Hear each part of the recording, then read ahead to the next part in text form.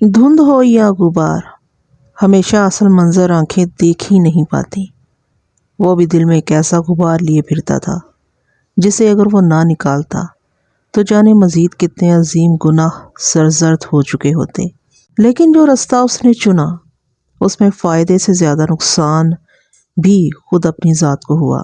اب کیا کیا جائے کہ ضمیر کے سکون نے اسے اپنے ایسے کسی عمل پر شرمندہ ہی نہیں ہونے دیا، لیکن قانون کے محافظ بھی اپنے فرائض ادا کرنے سے غافل نہیں رہ سکتے تھے۔ سو وہی ہوا جس کا ڈر تھا۔ السلام علیکم، میرا نام ہے سعدیہ اور آپ دیکھ رہے ہیں سعدیہ کی لائبریری۔ معزز ناظرین، آپ سب کا بہت بہت شکریہ، آپ کے تعاون کا بہت شکریہ، آپ کی پسندیدگی کا بہت شکریہ۔ آپ کا تعاون میری حوصلہ افزائی کرتا ہے۔ تو چلیے آغاز کرتے ہیں آج کے نیو کیس کا، جس کا نام ہے غبار خاطر۔ دراصل بات بہت معمولی نوعیت کی تھی، لیکن فریقان نے جذبات میں آ کر اپنے نامعقول رویوں سے اس معاملے کو خاصا سنگین اور پیچیدہ بنا دیا تھا۔ گویا اب یہ بات معمولی نہیں رہی تھی، بلکہ یک بیک غیر معمولی حیثیت اختیار کر چکی تھی، اور قابل دست اندازی پولیس بھی۔ وہ ماہ اکتوبر کی ایک گلابی صبح تھی۔ ان دنوں میری تعیناتی ضلع لائل پور موجودہ فیصل آباد کے ایک دور دراز تھانے میں تھی۔ میرے تھانے کا سب سے نزدیکی قصبہ موضع وارث نگر تھا۔ وارث نگر کی آبادی 1000 سے اوپر ہی تھی۔ محتاط اندازے کے مطابق اس قصبے میں 250 سے 300 تک گھر موجود تھے۔ تھانے سے وارث نگر کا فاصلہ لگ بھگ 2 فرلانگ تھا۔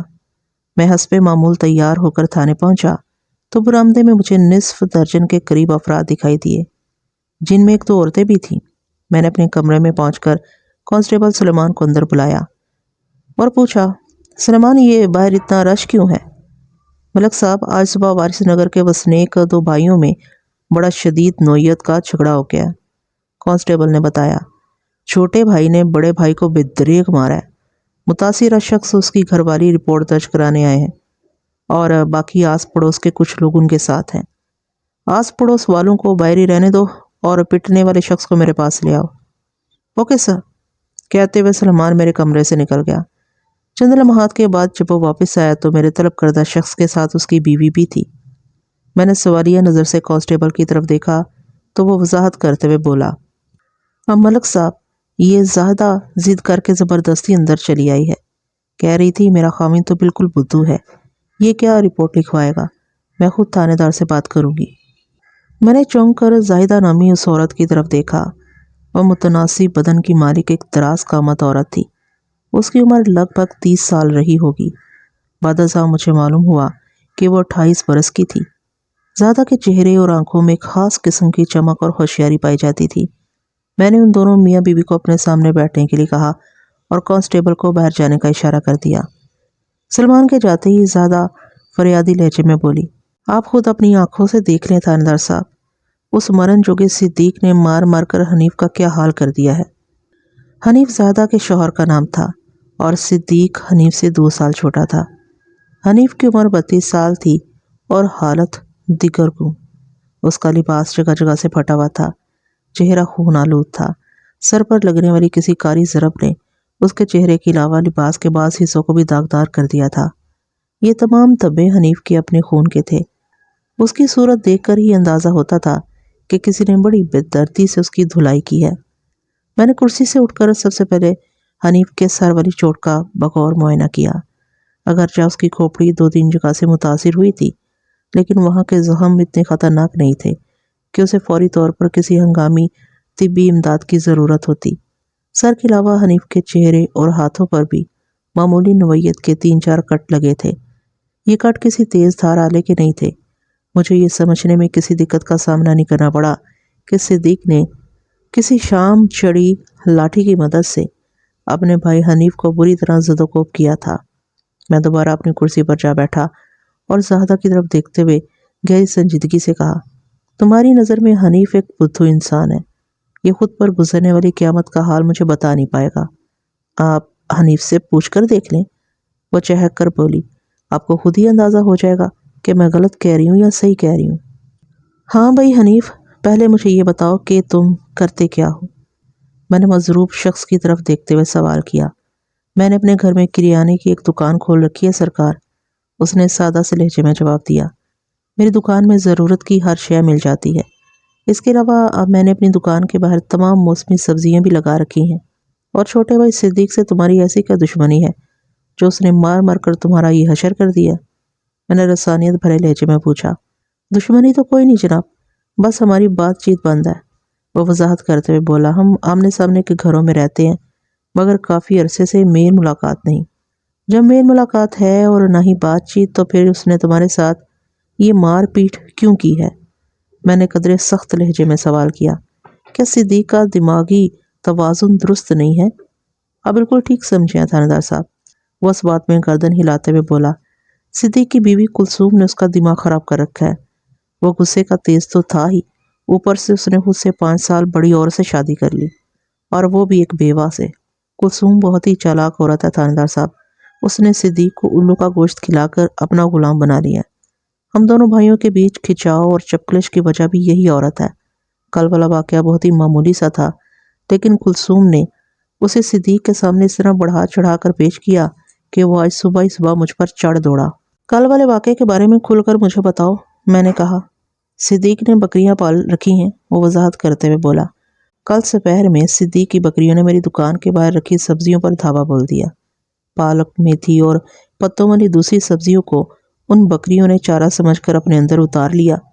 مجھے جب بکریوں کی اس کھلی غنڈہ گردی کا پتہ چلا تو میں نے انہیں وہاں سے بھگانے کے لیے ڈنڈا اٹھا لیا۔ میں نے ڈنڈے کو زمین پر مارتے ہوئے اپنی سبزیوں کو بچانے کی کوشش کی، مگر میری ڈانٹ، پھٹکار، للکار اور ہوشکار بیکار گئی۔ یوں محسوس ہوتا تھا جیسے وہ اندھی بہری ہوں۔ مجھے غصہ آ گیا اور میں نے ان پر ڈنڈے برسانا شروع کر دیے۔ اسی افراتفری میں میرا گھمایا ہوا ایک ڈنڈا ایک بکری کے سر پر لگا اور وہ زمین پر گر کر تڑپنے لگی۔ تھوڑی دیر میں وہ بکری ٹھنڈی ہو گئی۔ تھانے دار صاحب، میرا ہرگز یہ ارادہ نہیں تھا کہ میں صدیق کی کسی بکری کی جان لے لوں۔ وہاں جو کچھ بھی ہوا وہ ایک اتفاق تھا، بس جھنجھلاہٹ پہ میرا ہاتھ کچھ زیادہ زور سے چل گیا تھا۔ میں نے موقع پر ہی واضح الفاظ میں یہ اعلان کر دیا تھا کہ اگر صدیق کہے گا تو میں اپنی سبزی کا نقصان بھول کر اس کی بکری کی قیمت ادا کرنے کو تیار ہوں۔ اس روز صدیق گھر میں موجود نہیں تھا۔ آج صبح جب وہ واپس آیا تو پتہ نہیں کلثوم نے اس کے کان میں کیا پھونکا کہ وہ لاٹھی سے مجھ پر حملہ آور ہو گیا۔ بس یہی ساری کہانی ہے تھانے دار صاحب۔ کافی افسوسناک کہانی ہے، اس کے خاموش ہونے پر میں نے کہا۔ پھر پوچھا، کیا تم اب بھی مرنے والی اس بکری کی قیمت ادا کرنے کو تیار ہو؟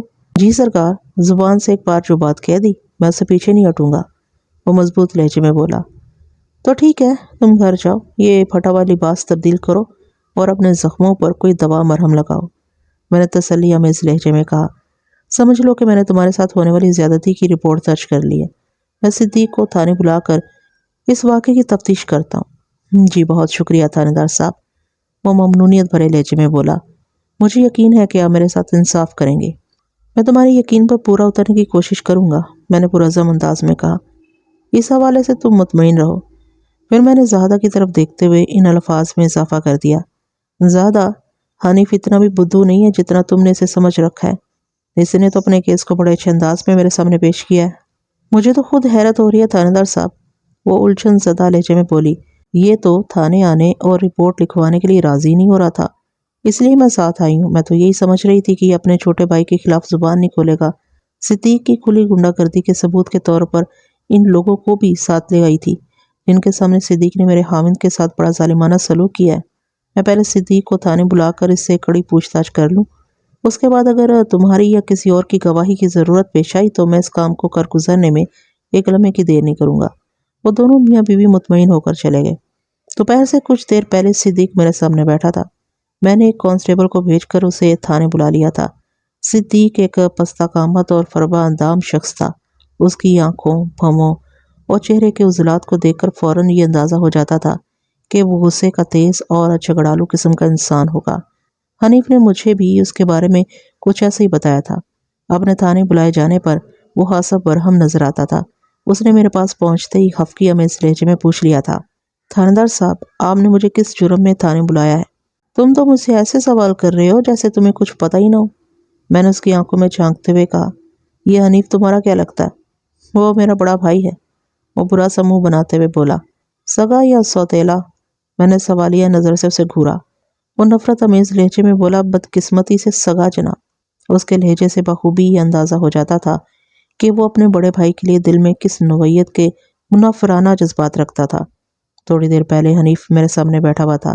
وہ صدیق کے خلاف رپورٹ درج کرانے آیا تھا، لیکن اس کا انداز بڑا دھیما تھا۔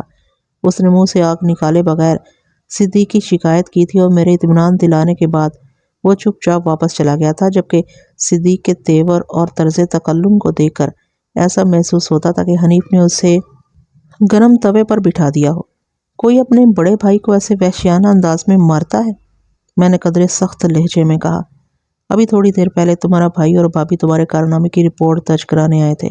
ان کے ساتھ 4-5 ایسے افراد بھی تھے جن کے سامنے تم نے اپنے بڑے بھائی کے کپڑے پھاڑے اور مار مار کر اسے لہولہان کر دیا ہے۔ بتاؤ، تم نے اپنے سگے بھائی کے ساتھ ایسا بے رحمانہ برتاؤ کیوں کیا؟ اب ساری بات میری سمجھ میں آ گئی ہے تھانے دار صاحب، عمانی خیز انداز میں مجھے دیکھتے ہوئے بولا۔ یہ آنکھ زادہ کی لگائی ہوئی ہے۔ اسی کے ایما پر حنیف نے گھر کے معاملے کو تھانے تک پہنچایا ہے۔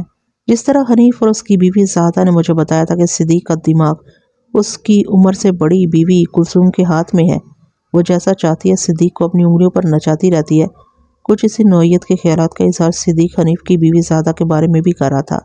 میرے لیے اس صورتحال میں حیرت والی کوئی بات نہیں تھی۔ دیورانیوں اور جیٹھانیوں کے مابین اس قسم کے مخصمانہ معاملات چلتے رہتے ہیں، جن کے مضر اثرات بھائیوں میں تعلقاتی خلیج قائل کر دیتے ہیں۔ حنیف اور صدیق بھی کچھ ایسی ہی صورتحال کا شکار دکھائی دیتے تھے۔ جب کوئی شخص قانون کو اپنے ہاتھ میں لے لے تو پھر وہ معاملہ گھریلو نہیں رہتا۔ صدیق، میں نے اس کے دماغ کے کیڑے چھاڑتے ہوئے ٹھوس انداز میں کہا، تم نے آج صبح حنیف کا جو حشر نشر کیا ہے وہ سیدھا سیدھا پولیس کیس ہے۔ ابھی تو یہ معاملہ تھانے تک پہنچا ہے۔ اگر تم لوگوں نے مجھ سے تعاون کرتے ہوئے بندے دے پتر بننے کا وعدہ نہیں کیا تو پھر میں تمہارے خلاف ایک سخت قسم کا چالان تیار کر کے تمہیں حوالہ عدالت کر دوں گا، پھر تم جیل میں بیٹھ کر چکی پیستے رہنا۔ یہ تو سراسر زیادتی والی بات ہے تھانے دار صاحب، وہ نیم احتجاجی انداز میں بولا۔ اگر جیل ہی جانا ہے تو پھر میں اکیلا کیوں؟ وہ اس لیے کہ تم نے اپنے بڑے بھائی کو ناحق زد و کوب کیا ہے۔ میں نے ایک ایک لفظ پر زور دیتے ہوئے کہا، میں نے خود اپنی آنکھوں سے حنیف کی ابتر حالت دیکھی ہے۔ اس کا لباس لیر و لیر اور بدن لہولہان تھا۔ تم نے عمر کا لحاظ کیا اور نہ ہی رشتے کا۔ لگتا ہے تمہارے اندر کوئی خوخار درندہ چھپا ہوا ہے۔ ایسے خوفناک جانوروں کا ٹھکانہ جیل ہی ہے۔ آپ کو میری درندگی تو نظر آ گئی، وہ ہاتھ سے زہریلے انداز میں بولا۔ حنیف نے کل جو کچھ میری بکری کے ساتھ کیا اس کا بھی کچھ پتہ ہے؟ سب پتہ ہے مجھے، میں نے اسے گھرکا۔ وہ ایک اتفاقی حادثہ تھا۔ تمہاری بکریوں نے حنیف کی سبزیوں کو تہس نہس کر ڈالا تھا۔ وہ تو ڈنڈے کی مدد سے انہیں ڈرا کر ہانکنے کی کوشش کرا تھا، بس ایک ڈنڈا کچھ زیادہ تیزی سے چل گیا جس کے نتیجے میں بکری جان سے گئی۔ حنیف نے کل سپہر موقع پر ہی اعلان کر دیا تھا کہ اگرچہ اس کی نیت بکری کی جان لینے کی ہرگز نہیں تھی، پھر بھی وہ فوت ہونے والی بکری کی قیمت دینے کو تیار ہے۔ میرا خیال ہے اس کے بعد کسی مار پیٹ کی گنجائش باقی نہیں رہ جاتی تھی۔ آپ حنیف کے بارے میں کچھ بھی نہیں جانتے تھانے دار صاحب، وہ عجیب سے لہجے میں بولا۔ وہ اوپر سے بہت مسکین اور ٹھنڈے دماغ کا نظر آتا ہے، لیکن میں اس کی فطرت سے اچھی طرح واقف ہوں۔ وہ ایک کینہ پرور شخص ہے جناب۔ وہ ایسی ہوشیاری سے چال چلتا ہے کہ سامنے والے کو اس کی عیاری کا ذرا سا بھی احساس نہیں ہوتا۔ مجھے یقین ہے کہ بکری والے اس واقعے کے پیچھے میرا تھپڑ چھپا ہوا ہے۔ تمہارا تھپڑ؟ میں نے الجھن زدہ نظر سے اسے گھورا اور پوچھا، صدیق یہ تھپڑ والا کیا ماجرا ہے؟ میں آپ کو بتاتا ہوں جی۔ چند روز پہلے کی بات ہے جناب، میرا 5 سالہ بیٹا امجد گلی میں کھڑا کھوئے ملائی والی کلفی کھا رہا تھا۔ حنیف کا بیٹا سفیان اپنے چھوٹے سے فٹ بال کے ساتھ ادھر آ نکلا۔ میں یہ مانتا ہوں کہ چھوٹے بچے بہت شرارتی ہوتے ہیں، لیکن سفیان کا معاملہ ایسا ہے کہ شیطان بھی اسے پناہ مانگتا ہے۔ اس نے تمام بچوں کا ناک میں دم کر رکھا ہے۔ خیر، میں آپ کو بتا رہا تھا کہ سفیان نے امجد سے کھوئے ملائی والی کلفی چھیننے کی کوشش کی۔ امجد نے گھر کی جانب بھاگنے کی کوشش کی تو سفیان نے اس کے کلفی والے ہاتھ پر فٹ بال مار دی۔ کلفی امجد کے ہاتھ سے چھوٹی اور زمین پر گر کر مٹی میں لوٹ پوٹ ہو گئی۔ اس پر امجد بلند آواز میں رونے لگا۔ میں اپنے بیٹے کی آواز سن کر گھر سے نکلا اور میں نے ایک عجیب منظر دیکھا۔ سفیان مٹی سے لتھڑی ہوئی کلفی کو زبردستی امجد کے منہ میں گھسانے کی کوشش کر رہا تھا۔ اوئے نامعقول کی اولاد، یہ کیا کر رہے ہو؟ میں نے تیزی سے آگے بڑھتے ہوئے سفیان سے کہا، چھوڑ دو میرے بچے کو۔ سفیان نے امجد کو چھوڑ دیا اور میرے سامنے تن کر کھڑا ہو گیا۔ چاچا ذرا زبان سنبھال کر بات کر، وہ میری آنکھوں میں دیکھتے ہوئے بدتمیز لہجے میں بولا۔ میرا ابا نامعقول نہیں ہے اور نہ ہی میں نے امجد کی کلفی جان بوجھ کر گرائی ہے، بس میری فٹ بال کلفی پر لگی اور وہ امجد کے ہاتھ سے نکل کر زمین پر جا گری۔ اتنی سی بات کے لیے تم میرے باپ کو گالی کیوں دے رہے ہو؟ ابا یہ جھوٹ بول رہا ہے، امجد نے روتے ہوئے مجھے بتایا۔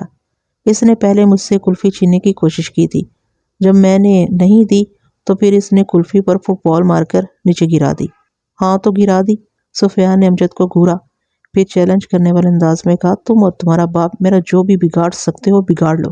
ملک صاحب، کلفی بہت معمولی سی چیز ہے، صدیق نے مجھ سے مخاطب ہوتے ہوئے کہا۔ اگر معاملہ کلفی کے ضائع ہونے تک رہتا تو میں اس کی ذرا بھی پرواہ نہ کرتا، لیکن سفیان کی اکڑ اور بدتمیزی نے میرا دماغ گھما دیا۔ پھر یکایک میرا ہاتھ گھوم گیا اور میں نے ایک زناٹے دار تھپڑ سفیان کے گال پر جڑ دیا۔ وہ روتا ہوا اپنے گھر کی جانب چلا گیا۔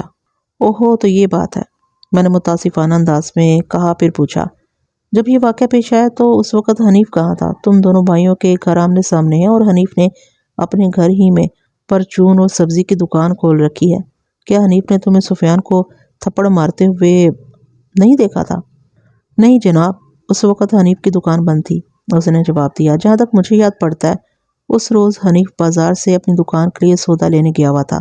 تو تم یہ سمجھتے ہو کہ حنیف نے اپنے بیٹے سفیان کو پڑنے والے تھپڑ کے بدلے کے طور پر تمہاری بکری کی جان لی ہے؟ میں نے اس کی آنکھوں میں دیکھتے ہوئے استفسار کیا۔ تھوڑی دیر پہلے تم نے کچھ ایسی بات کی تھی۔ جی، مجھے اس میں کوئی شک نہیں ہے، وہ پروسوک لہجے میں بولا۔ حنیف بڑے دھیمے انداز میں کام کرتا ہے، اس نے میرے تھپڑ کا جواب دینے میں پورا ہفتہ لگا دیا۔ تھاندار صاحب، اس کی ہوشیاری اور چالاکی کا اندازہ آپ خود لگائیں۔ بکری میری مری اور رپورٹ بھی میرے خلاف درج کرا دی اس نے۔ کتنا دماغ ہے اس کے پاس۔ میں صدیق کے سامنے بار بار یہ نہیں دہرانا چاہتا تھا کہ تم نے بھی تو حنیف کو بدریغ پیٹا ہے۔ یہ دو سگے بھائیوں کا تنازعہ تھا، لہٰذا مجھے ان کے بیچ مصالحت کی کوشش کرانا تھی، اور اس کے لیے ضروری تھا کہ میں کوئی ایسی راہ نکالوں جو دونوں کے لیے قابل قبول ہو۔ آج تک جو کچھ بھی ہوا صدیق، میں نے ٹھہرے ہوئے لہجے میں کہا، اسے بھول جاؤ۔ تعلق روک بن جائے تو اسے توڑنا ہی اچھا ہوتا ہے۔ تم دونوں بھائیوں کی اگر آپس میں نہیں بنتی تو ایک دوسرے سے دور رہو۔ میں حنیف کو بھی یہی بات سمجھاؤں گا، اسے تمہاری بکری کی قیمت بھی لے کر دوں گا۔ تمہیں ایک دوسرے کے منہ لگنے سے بچنے کی کوشش کرنا چاہیے۔ تم سمجھ رہے ہو نا میں کیا کہہ رہا ہوں؟ جی تھاندار صاحب، وہ اس بات میں گردن ہلاتے ہوئے بولا۔ میں کوئی چھوٹا نیانا نہیں ہوں سرکار، زمانے کی اونچ نیچ کو میں بخوبی سمجھتا ہوں۔ آپ حنیف کو سمجھانے کی کوشش کریں، وہ شکل سے بھولا بالا اور معصوم نظر آتا ہے مگر اندر سے پورا ہے۔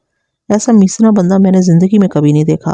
میں نے سمجھا بجھا کر صدیق کو واپس بھیج دیا۔ اگلی صبح میں نے حنیف اور صدیق کو اپنے پاس بلا لیا۔ میں نے انہیں لانے کے لیے کانسٹیبل غلام غوث کو وارث نگر بھیجا تھا اور یہ تاکید بھی کر دی تھی کہ ان کے ساتھ کوئی تیسرا چوتھا نہ آئے۔ میرا اشارہ خصوصی طور پر زادہ اور کلثوم کی طرف تھا۔ میں دونوں بھائیوں کے بیچ اس معاملے کو رفع دفع کرنے کا ارادہ رکھتا تھا۔ ایسے موقع پر ان کی بیویوں کی موجودگی کوئی نیا ہنگامہ کھڑا کر سکتی تھی۔ گزشتہ روز میں نے حنیف کو اس بات پر آمادہ کر لیا تھا کہ وہ صدیق کو اس کی فوت ہونے والی بکری کی قیمت دے گا، اس لیے وہ کچھ رقم جیب میں ڈال کر ہی تھانے آیا تھا۔ میں نے نہایت ہی مختصر الفاظ میں ان دونوں بھائیوں کو اخوت اور بھائی چارے پر ایک لیکچر دیا، پھر صدیق سے پوچھا، حنیف کے ہاتھ سے تمہاری ایک بکری کی جان چلی گئی تھی، حنیف تمہارا نقصان پورا کرنا چاہتا ہے، بتاؤ یہ تمہیں کتنے پیسے دے؟ میری وہ بکری 15 روپے سے کم کی نہیں تھی، صدیق نے گہری سنجیدگی سے جواب دیا۔ میں نے سوالیہ نظر سے حنیف کی جانب دیکھا، تم اس بارے میں کیا کہتے ہو؟ تھانیدار صاحب، جو بکری میری غلطی سے جاں بحق ہوئی اس کی قیمت 10 یا 12 روپے سے زیادہ نہیں ہوگی، لیکن چونکہ اس فساد کو ختم کرنا ہے اس لیے میں صدیق کو 15 روپے دینے کو تیار ہوں۔ یہ واقعہ آج سے لگ بھگ 70 سال پہلے کا ہے، لہٰذا آپ بکری کی قیمت پر حیران و پریشان نہ ہو۔ وہ سستائی کا زمانہ تھا، ایک عام آدمی کی ماہانہ تنخواہ 25 سے 30 روپے ہوا کرتی تھی۔ جو بکری اس وقت زیر بحث ہے، آج 2021 میں اس کی قیمت 20 سے 25 ہزار تک ہو سکتی ہے۔ وہ دونوں بھائی تھانے سے رخصت ہوئے تو میں نے اطمینان بھری سانس لی۔ بظاہر یہی دکھائی دیتا تھا کہ میں نے حنیف اور صدیق کے بیچ صلح کرا دی ہے اور اب ان کی طرف سے کسی لڑائی جھگڑے کی خبر سننے کو نہیں ملے گی۔ یہ میرا ذاتی خیال تھا اور قدرت میرے اس خیال پر بڑے معنی خیز انداز میں کھڑی مسکرا رہی تھی۔ صدیق کے بیٹے امجد کی کلفی گرنے کا واقعہ 4 اکتوبر کو پیش آیا تھا، جس کے نتیجے میں صدیق نے حنیف کے بیٹے سفیان کے گال پر زناٹے دار تھپڑ رسید کر دیا تھا۔ صدیق کی بکری حنیف کے ہاتھوں 11 اکتوبر کو ماری گئی تھی۔ 12 اکتوبر کی صبح صدیق نے حنیف کو بقول شہی سے کاسٹک سوڈا سے دھو ڈالا تھا۔ 13 اکتوبر کی صبح میں نے دونوں بھائیوں میں راضی نامہ کرا دیا تھا۔ اس کے بعد صرف 14 اکتوبر کا دن سکون سے گزرا۔ 15 اکتوبر کی صبح میں حسب معمول تیار ہو کر تھانے پہنچا تو ایک سنسنی خیز خبر میری منتظر تھی۔ میں اپنے کمرے میں جا کر کرسی پر بیٹھا ہی تھا کہ کانسٹیبل عباس اختر نے میرے پاس آ کر اطلاع دی، ملک صاحب کسی نے صدیق کو قتل کر دیا ہے، ادھر کھیتوں میں اس کی لاش پڑی ہے۔ عباس اختر کی فراہم کردہ اطلاع نے مجھے تشویش میں ڈال دیا تھا۔ میں نے سرسراتے ہوئے لہجے میں سوال کیا، عباس قاتل کے بارے میں کچھ پتہ چلا؟ نہیں ملک صاحب، اس نے نفی میں گردن ہلا دی۔ میں نے ایک تانگا منگوایا اور فوراً سے بیشتر جائے وقوع کی جانب روانہ ہو گیا۔ کانسٹیبل عباس اختر کو میں نے اپنے ساتھ رکھ لیا تھا۔ موزہ وارث نگر میرے تھانے سے محض 2 فرلانگ یعنی 442 گز کے فاصلے پر مغربی سمت میں واقع تھا، لہٰذا ہم چند ہی منٹ میں اس مقام پر پہنچ گئے جہاں صدیق کی لاش پڑی ہوئی تھی۔ جائے واردات کو سمجھنے کے لیے اس کے محل وقوع کی جانکاری کی بڑی اہمیت تھی۔ جائے وقوع پر درجن بھر افراد موجود تھے، جن میں مردوں کی تعداد غالب تھی۔ میرے وہاں پہنچتے ہی سب لوگ جائے واردات سے دور ہٹ گئے۔ میں اور کانسٹیبل پولیس یونیفارم میں تھے۔ میں لاش کے نزدیک اکڑوں بیٹھ کر بغور اس کا جائزہ لینے لگا۔ 2 روز پہلے صدیق کو میں نے اپنے سامنے زندہ سلامت دیکھا تھا۔ جب میں نے دونوں بھائیوں میں راضی نامہ کرایا تھا، اس کی بدقسمتی کہ اب اسے زندہ انسانوں میں شمار نہیں کیا جا سکتا تھا۔ صدیق کی لاش پر نگاہ پڑتے ہی مجھے یقین ہو گیا تھا کہ وہ اس جہان فانی سے کوچ کر گیا تھا۔ اس کی گردن کو کسی شقی القلب شخص نے بڑے وحشیانہ انداز میں مقامی شہرک سے کاٹ ڈالا تھا، جیسا کہ کسی قربانی کے جانور کو ذبح کیا جاتا ہے۔ لاش کے نزدیک ہی نم زمین پر مجھے جمع ہوا خون بھی دکھائی دیا۔ صدیق کے کپڑوں پر نظر آنے والے خون کی بھی یہی کیفیت تھی، جس سے یہی ظاہر ہوتا تھا کہ قاتل نے گزشتہ رات سے پہلے یا درمیانی حصے میں صدیق کو بڑی بے-دردی سے موت کے گھاٹ اتارا تھا۔ لاش کے مزید معائنے سے یہ انکشاف ہوا کہ صدیق کی گردن پر کوئی تیز دھار آلہ آزمانے سے پہلے اس کی کھوپڑی پر کسی شام چڑھی لاٹھی سے وار کیے گئے تھے۔ اس کے سر کا عقبی حصہ بری طرح متاثر ہوا تھا۔ بے خبری میں اس کے سر کو نشانہ بنا کر اسے بے بس کیا، پھر اس کی گردن کاٹ ڈالی تھی۔ صورتحال خاصی پیچیدہ اور سنسنی خیز تھی۔ میں نے صدیق کی لاش کے ارد گرد کی زمین کا جائزہ لیا تو کام کی ایک اور بات سامنے آ گئی۔ جس مقام پر اس وقت صدیق کی گردن کٹی لاش پڑی تھی، بے شک قاتل نے وہیں پر اسے فنا کے گھاٹ اتارا تھا، لیکن وہ اپنے قدموں سے چل کر وہاں تک نہیں پہنچا تھا، بلکہ کسی نے زمین پر گھسیٹ کر وہاں پہنچایا تھا۔ اس نقطے کو ذہن میں رکھ کر میں نے بڑی باریک بینی سے اس حصے کا جائزہ لیا جہاں سے فصل کاٹی جا چکی تھی۔ اگلے ہی چند منٹ میں معاملے کی تہہ میں اتر گیا۔ میرے تفتیشی ذہن نے جو نتیجہ اخذ کیا، اس کے مطابق قاتل نے وارث نگر سے 1 فرلانگ کے فاصلے پر کچے راستے کے کنارے شام چڑھی لاٹھی کے خوفناک وار کر کے صدیق کو زمین پر گرا دیا تھا۔ بعد ازاں وہ بے ہوش صدیق کو گھسیٹتے ہوئے اس مقام پر لے آیا تھا جہاں تک فصل کاٹی جا چکی تھی، پھر اس جگہ پر اس نے صدیق کی شہرک کاٹ ڈالی تھی۔ اس امر میں کسی شک و شبہ کی گنجائش تلاش نہیں کی جا سکتی تھی کہ قاتل نہایت ہی بے رحم اور شفاق تھا، اور وہ صدیق کے لیے اپنے دل و دماغ میں بے پناہ ناپسندیدگی رکھتا تھا۔ میں نے کانسٹیبل عباس اختر کی میت میں گھوم پھر کر جائے وقوع کے گرد و نواح کا جائزہ لیا، لیکن ہمیں آلۂ قتل یا کوئی دوسری اہم چیز ہاتھ نہیں لگی جو کسی بھی زاویے سے صدیق کے قتل پر روشنی ڈالتی ہو۔ موجودہ صورتحال میں اغلب امکان اسی بات کا تھا کہ قاتل یا تو آلۂ قتل کو اپنے ساتھ لے گیا تھا یا پھر اس نے اسے چلتی ہوئی نہر میں پھینک دیا تھا۔ میں نے محقق کی کارروائی مکمل کرنے کے بعد صدیق کی گردن کٹی لاش کو پوسٹ مارٹم کی غرض سے عباس خان کی نگرانی میں ضلعی اسپتال روانہ کر دیا اور خود وہاں موجود افراد سے پوچھ تاچھ کرنے میں مصروف ہو گیا۔ میں نے سب سے پہلے اس شخص کو گھیر لیا جس نے صدیق کی لاش دریافت کی تھی۔ مذکورہ شخص کا نام کبیر احمد معلوم ہوا۔ کبیر کی عمر 45 سال کے قریب رہی ہوگی۔ وہ ایک سادہ لوہ دیہاتی تھا، کاشتکاری اس کا پیشہ تھی۔ میرے استفسار پر کبیر احمد نے مجھے بتایا کہ وہ اسی کھیت میں فصل کی کٹائی کر رہا تھا جہاں پر صدیق کی لاش پڑی ملی تھی۔ گزشتہ روز کے ادھورے کام کو آگے بڑھانے کے لیے وہ آج صبح جیسے ہی کھیتوں میں پہنچا تو اس نے وہاں کسی شخص کو بے ترتیب پڑے دیکھا۔ یہ دیکھ کر اسے حیرت ہوئی۔ جب وہ مذکورہ شخص کے نزدیک گیا تو اس نے صدیق کو پہچان لیا اور یہ بات بھی اس کے علم میں آ گئی کہ کسی نے صدیق کو قتل کر ڈالا ہے۔ اس صورتحال نے کبیر کو حد درجہ بدحواس کر دیا اور اس نے بے اختیار دوسرے کھیتوں میں کام کرنے والے لوگوں کو پکارنا شروع کر دیا۔ دیکھتے ہی دیکھتے 3-4 افراد وہاں جمع ہو گئے۔ آنے والے چند منٹ میں صدیق کی موت کی خبر پورے وارث نگر میں پھیل چکی تھی، اور اس کے بعد ہی اس افسوسناک واقعے کی اطلاع میرے تھانے تک پہنچائی گئی تھی۔ کل تم نے کتنے بجے تک اس کھیت میں فصل کی کٹائی کا کام کیا تھا؟ میں نے کبیر احمد کی آنکھوں میں دیکھتے ہوئے پوچھا۔ مغرب سے تھوڑی دیر پہلے میں نے کام سے ہاتھ روک لیا تھا تھانے دار صاحب، اس نے بڑی سادگی سے جواب دیا۔ پھر میں نے کٹی ہوئی فصل کو کھوتا گاڑی میں لادا اور گھر کی طرف چلا گیا تھا۔ آج تمہاری کھوتا گاڑی مطلب گدا گاڑی کہیں نظر نہیں آ رہی؟ میں نے چاروں جانب نگاہ دوڑانے کے بعد اسے سوال کیا، کیا آج تمہارا کٹائی کا پروگرام نہیں ہے؟ ایسی بات نہیں ہے جناب، وہ جلدی سے وضاحت کرتے ہوئے بولا۔ دراصل میں دن میں جب کھانا کھانے اپنے گھر جاتا ہوں تو تب فضل اٹھانے کے لیے کھوتا گاڑی ساتھ لے کر آتا ہوں۔ ٹھیک ہو گیا، میں نے گہری سانس خارج کرتے ہوئے کہا۔ آج صبح جب تم اس کھیت میں پہنچے تو تم نے ادھر ادھر کوئی غیر معمولی حرکت محسوس کی؟ نہیں جناب۔ اور کل شام؟ میں نے بدستور اس کی آنکھوں میں جھانکتے ہوئے پوچھا۔ اس وقت تم نے کوئی عجیب یا پراسرار چیز دیکھی ہو؟ بالکل نہیں تھانے دار صاحب۔ تمہارے خیال میں صدیق کی موت میں کس کا ہاتھ ہو سکتا ہے؟ میں نے اس کے چہرے کے تاثرات کا جائزہ لیتے ہوئے دریافت کیا۔ میں اس بارے میں کچھ نہیں جانتا سرکار، وہ منت ریز لہجے میں بولا۔ پتہ نہیں کس ظالم شخص نے صدیق کو موت کے گھاٹ اتارا ہے۔ کبیر احمد سے مجھے کام کی کوئی بات معلوم نہ ہو سکی۔ میں نے کبیر احمد کو چھوڑا اور چائے وقوع پر موجود دیگر افراد سے بھی فردن فردن پوچھ پرتیت کی، لیکن حیرت انگیز طور پر اس سلسلے میں مجھے کوئی کامیابی حاصل نہیں ہوئی۔ بلاخر میں نے مقتول صدیق کے گھر کا رخ کر لیا۔ میری معلومات کے مطابق صدیق کی فیملی 3 افراد پر مشتمل تھی، یعنی صدیق، اس کی بیوی کلثوم اور ان کا بیٹا امجد۔ لیکن بدقسمتی سے اب اس فیملی کے ارکان کی تعداد 3 سے گھٹ کر 2 ہو گئی تھی، کیونکہ فیملی کا سربراہ تیسرا رکن صدیق اس جہان میں باقی نہیں رہا تھا۔ مگر جب میں مقتول کے گھر کے اندر پہنچا تو میری معلومات میں ایک دلچسپ اضافہ ہوا، اور وہ یہ کہ در حقیقت یہ 4 افراد کی فیملی تھی۔ اس خاندان کے چوتھے رکن کا نام تھا فرزانہ۔ فرزانہ کی عمر لگ بھگ 15 سال تھی، لیکن قد کاٹ اور اچھی صحت کے باعث وہ 19-20 سال کی ایک بھرپور اور جوان لڑکی نظر آتی تھی۔ فرزانہ کلثوم کے پہلے شوہر آفتاب کی اولاد تھی۔ ایک حادثے میں آفتاب کا انتقال ہو گیا تھا۔ یہ لگ بھگ 7 سال پہلے کا واقعہ تھا۔ اپنے باپ کی موت کے وقت فرزانہ 8 سال کی تھی۔ 1 سال بعد کلثوم نے صدیق سے شادی کر لی تھی اور فرزانہ ظاہر ہے اپنی ماں کلثوم کے ساتھ ہی رہنے لگی تھی۔ کلثوم اور صدیق کی شادی 6 سال پہلے ہوئی تھی اور ان دونوں کی صرف ایک ہی اولاد تھی، یعنی 5 سالہ امجد۔ کلثوم کو چپسی لگ گئی تھی۔ شوہر کی المناک موت نے اسے گہرا صدمہ پہنچایا تھا۔ یہ تجربہ اسے دوسری بار کرنا پڑا تھا۔ 7 سال پہلے آفتاب بھی ایک حادثے کا شکار ہو کر موت کے منہ میں چلا گیا تھا۔ کلثوم دراز قامت اور بھرے بھرے بدن کی مالک تھی اور خاصی صبر و برداشت والی بھی۔ عام عورتوں کے مانند وہ دھاڑے مار مار کر روئی اور نہ ہی اس نے کسی اور قسم کا واویلا مچایا تھا۔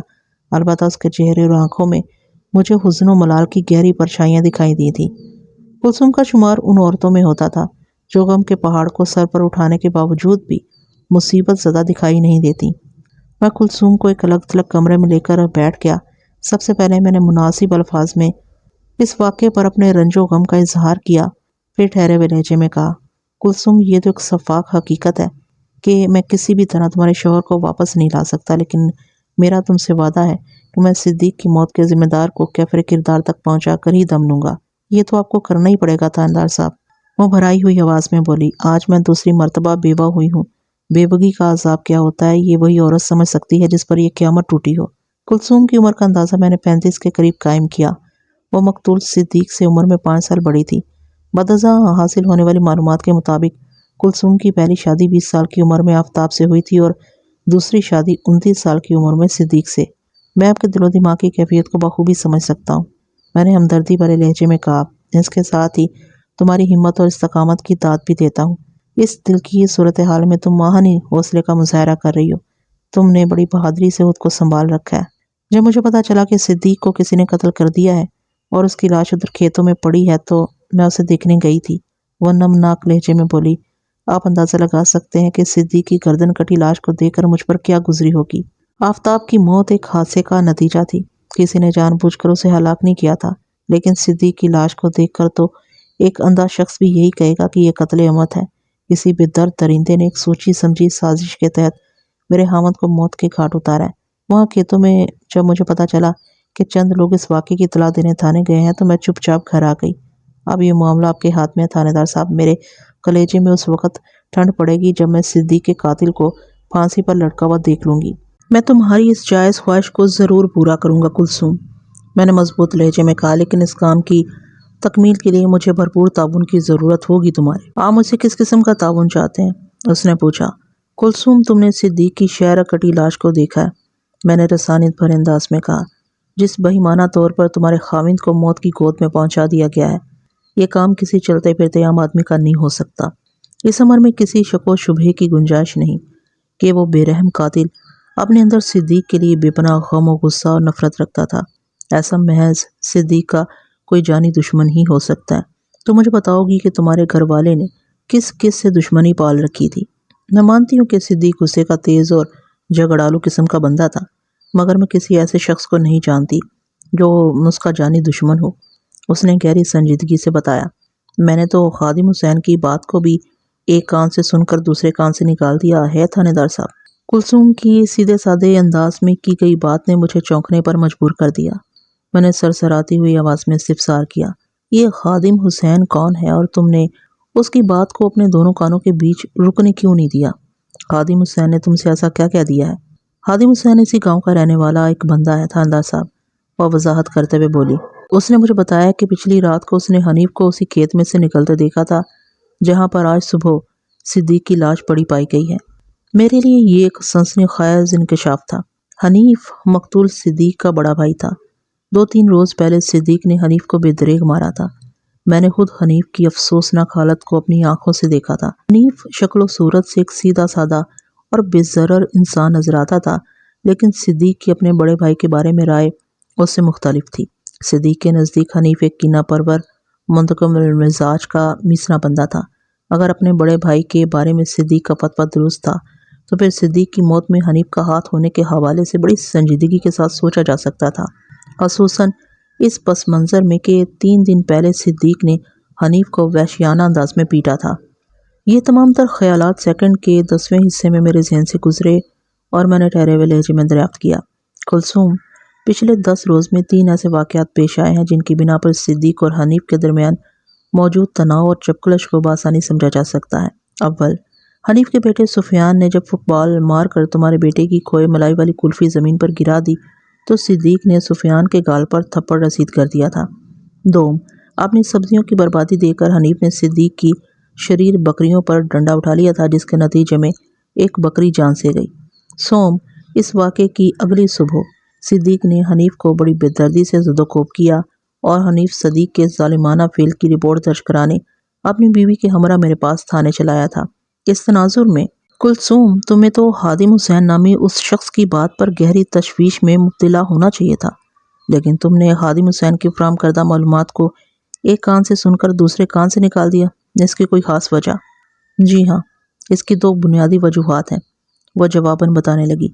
نمبر 1، صدیق کے قتل کی خبر نے میرے سوچنے سمجھنے کی صلاحیت کو بری طرح متاثر کر دیا تھا۔ میں نے خادم کی بات پر زیادہ توجہ نہیں دی تھی۔ نمبر 2، تھانے دار صاحب، وہ ایک افسردہ سی سانس خارج کرتے ہوئے بولی، مجھے مر کر اپنی قبر میں جانا ہے۔ میں نے خود اپنی آنکھوں سے حنیف کو اس کھیت سے نکلتے نہیں دیکھا تھا، اس لیے میں اس پر ایسا کوئی الزام نہیں لگا سکتی۔ یہ ٹھیک ہے کہ ان دونوں بھائیوں میں کوئی اتفاق یا پیار نہیں تھا، لیکن میں ان کی باہمی چپکلش کی بنا پر حنیف کو صدیق کی موت کا ذمہ دار تو نہیں ٹھہرا سکتی نا۔ کلثوم بی بی، تم نے بڑی وزنی اور گہری بات کی ہے، میں نے اس کی آنکھوں میں دیکھتے ہوئے پرمانی انداز میں کہا۔ کلثوم کے بارے میں زادہ اور حنیف نے مجھے جو کچھ بتایا تھا وہ اس کے برعکس ثابت ہو رہی تھی۔ یہ ٹھیک ہے کہ وہ عمر میں صدیق سے 5 سال بڑی تھی، لیکن یہ کوئی عیب یا جرم نہیں تھا۔ بہرحال مجھے کہیں سے بھی یہ محسوس نہیں ہوا کہ کلثوم نے صدیق کو اپنی مٹھی میں کر رکھا ہوگا۔ تھانے دار صاحب، مجھے پتہ چلا ہے کہ آپ نے صدیق کی لاش کو چیر پھاڑ کے لیے اسپتال بھجوا دی ہے۔ وہ بھرائی ہوئی آواز میں مستفسر ہوئی۔ صدیق کی لاش کب تک مجھے مل جائے گی؟ میرے محتاط اندازے کے مطابق کل دوپہر کے بعد کسی وقت تمہاری خاوند کی لاش اسپتال سے تھانے پہنچ جائے گی، میں نے کہا۔ اس کے بعد ہی میں صدیق کی لاش کو تمہارے حوالے کر سکوں گا۔ ٹھیک ہے جی، وہ زخمی نظر سے مجھے دیکھتے ہوئے بولی۔ میں کل عصر کے بعد اس کے کفنانے دفنانے کا بندوبست کرتی ہوں۔ مجھے امید ہے کہ آپ بہت جلد صدیق کے قاتل کو گرفتار کر لیں گے۔ انشاءاللہ، ضرور، میں نے پورے اعتماد انداز میں کہا۔ پھر پوچھا، تم نے ادھر کھیتوں میں پڑی صدیق کی لاش کو دیکھا ہے؟ اس کی کٹی ہوئی گردن سے خارج ہونے والا خون جم چکا تھا۔ اس کا مطلب یہی ہے کہ اسے پچھلی رات کے درمیانی حصے میں کسی وقت موت کے گھاٹ اتارا گیا تھا۔ کیا تم مجھے بتا سکتی ہو کہ آدھی رات کو صدیق کھیتوں میں کیا کرنے گیا تھا؟ میں یہ بھی جاننا چاہتا ہوں کہ تم نے آج صبح تک گھر میں اس کی غیر موجودگی کو محسوس کیوں نہیں کیا تھا؟ صدیق کی جانب سے میں اس لیے مطمئن تھی کہ وہ کل شام سے تھوڑی دیر پہلے چمن آباد کے لیے گھر سے روانہ ہوا تھا، کلثوم نے بتایا، اور اسے اگلے روز یعنی آج واپس آنا تھا۔ اوہو، کلثوم کے جواب نے مجھے ایک ٹھنڈی سانس لینے پر مجبور کر دیا۔ میں نے پوچھا، صدیق چمن آباد کس مقصد سے گیا تھا؟ موزہ چمن آباد وارث نگر سے کم و بیش 8 میل کے فاصلے پر مغربی سمت میں واقع تھا۔ کچا راستہ اور چھوٹی نہر ایک دوسرے کے متوازی مشرق سے مغرب کی جانب چلتے تھے۔ کلثوم نے میرے سوال کے جواب میں بتایا، چمن آباد میں صدیق کا ایک دوست رہتا ہے جس کا نام عارف جٹ ہے۔ عارف جٹ مال مویشی کی خرید و فروخت کا کام کرتا ہے۔ کافی عرصے پہلے عارف نے صدیق سے 200 روپے ادھار لیے تھے۔ صدیق اس سے اپنی وہ رقم واپس لینے گیا تھا۔ صدیق نے مجھے بتایا تھا کہ عارف جٹ نے پیسے نہیں دیے تو اس کے بدلے میں بکریاں اور دیگر جانور لے آئے گا۔ مجھے کیا پتا تھا کہ… بولتے بولتے اس کی آواز میں نمی اتر آئی۔ رندے ہوئے گلے کے ساتھ وہ اپنی بات مکمل کرتے ہوئے بولی، میں نے سوچا بھی نہیں تھا کہ میں اب کبھی صدیق کو زندہ سلامت نہیں دیکھ سکوں گی۔ میں تھوڑی دیر مزید کلثوم کے پاس بیٹھا اسے تسلیاں دیتا رہا۔ میں نے اسے یقین دلایا کہ جس بدبخت نے اس کے خاوند کی جان لی ہے میں اسے گرفتار کر کے عدالت سے عبرتناک سزا دلواؤں گا۔ اس دوران میں نے قریت کا عمل بھی جاری رکھا تھا، لیکن بدقسمتی سے میں کوئی ایسی بات معلوم کرنے میں کامیاب نہ ہو سکا جس سے صدیق کے قاتل تک رسائی آسان ہو جاتی۔ کلثوم کی زبانی مجھے پتا چل چکا تھا کہ ہادم حسین نامی وہ بندہ وارث نگر ہی کا وسنیک تھا۔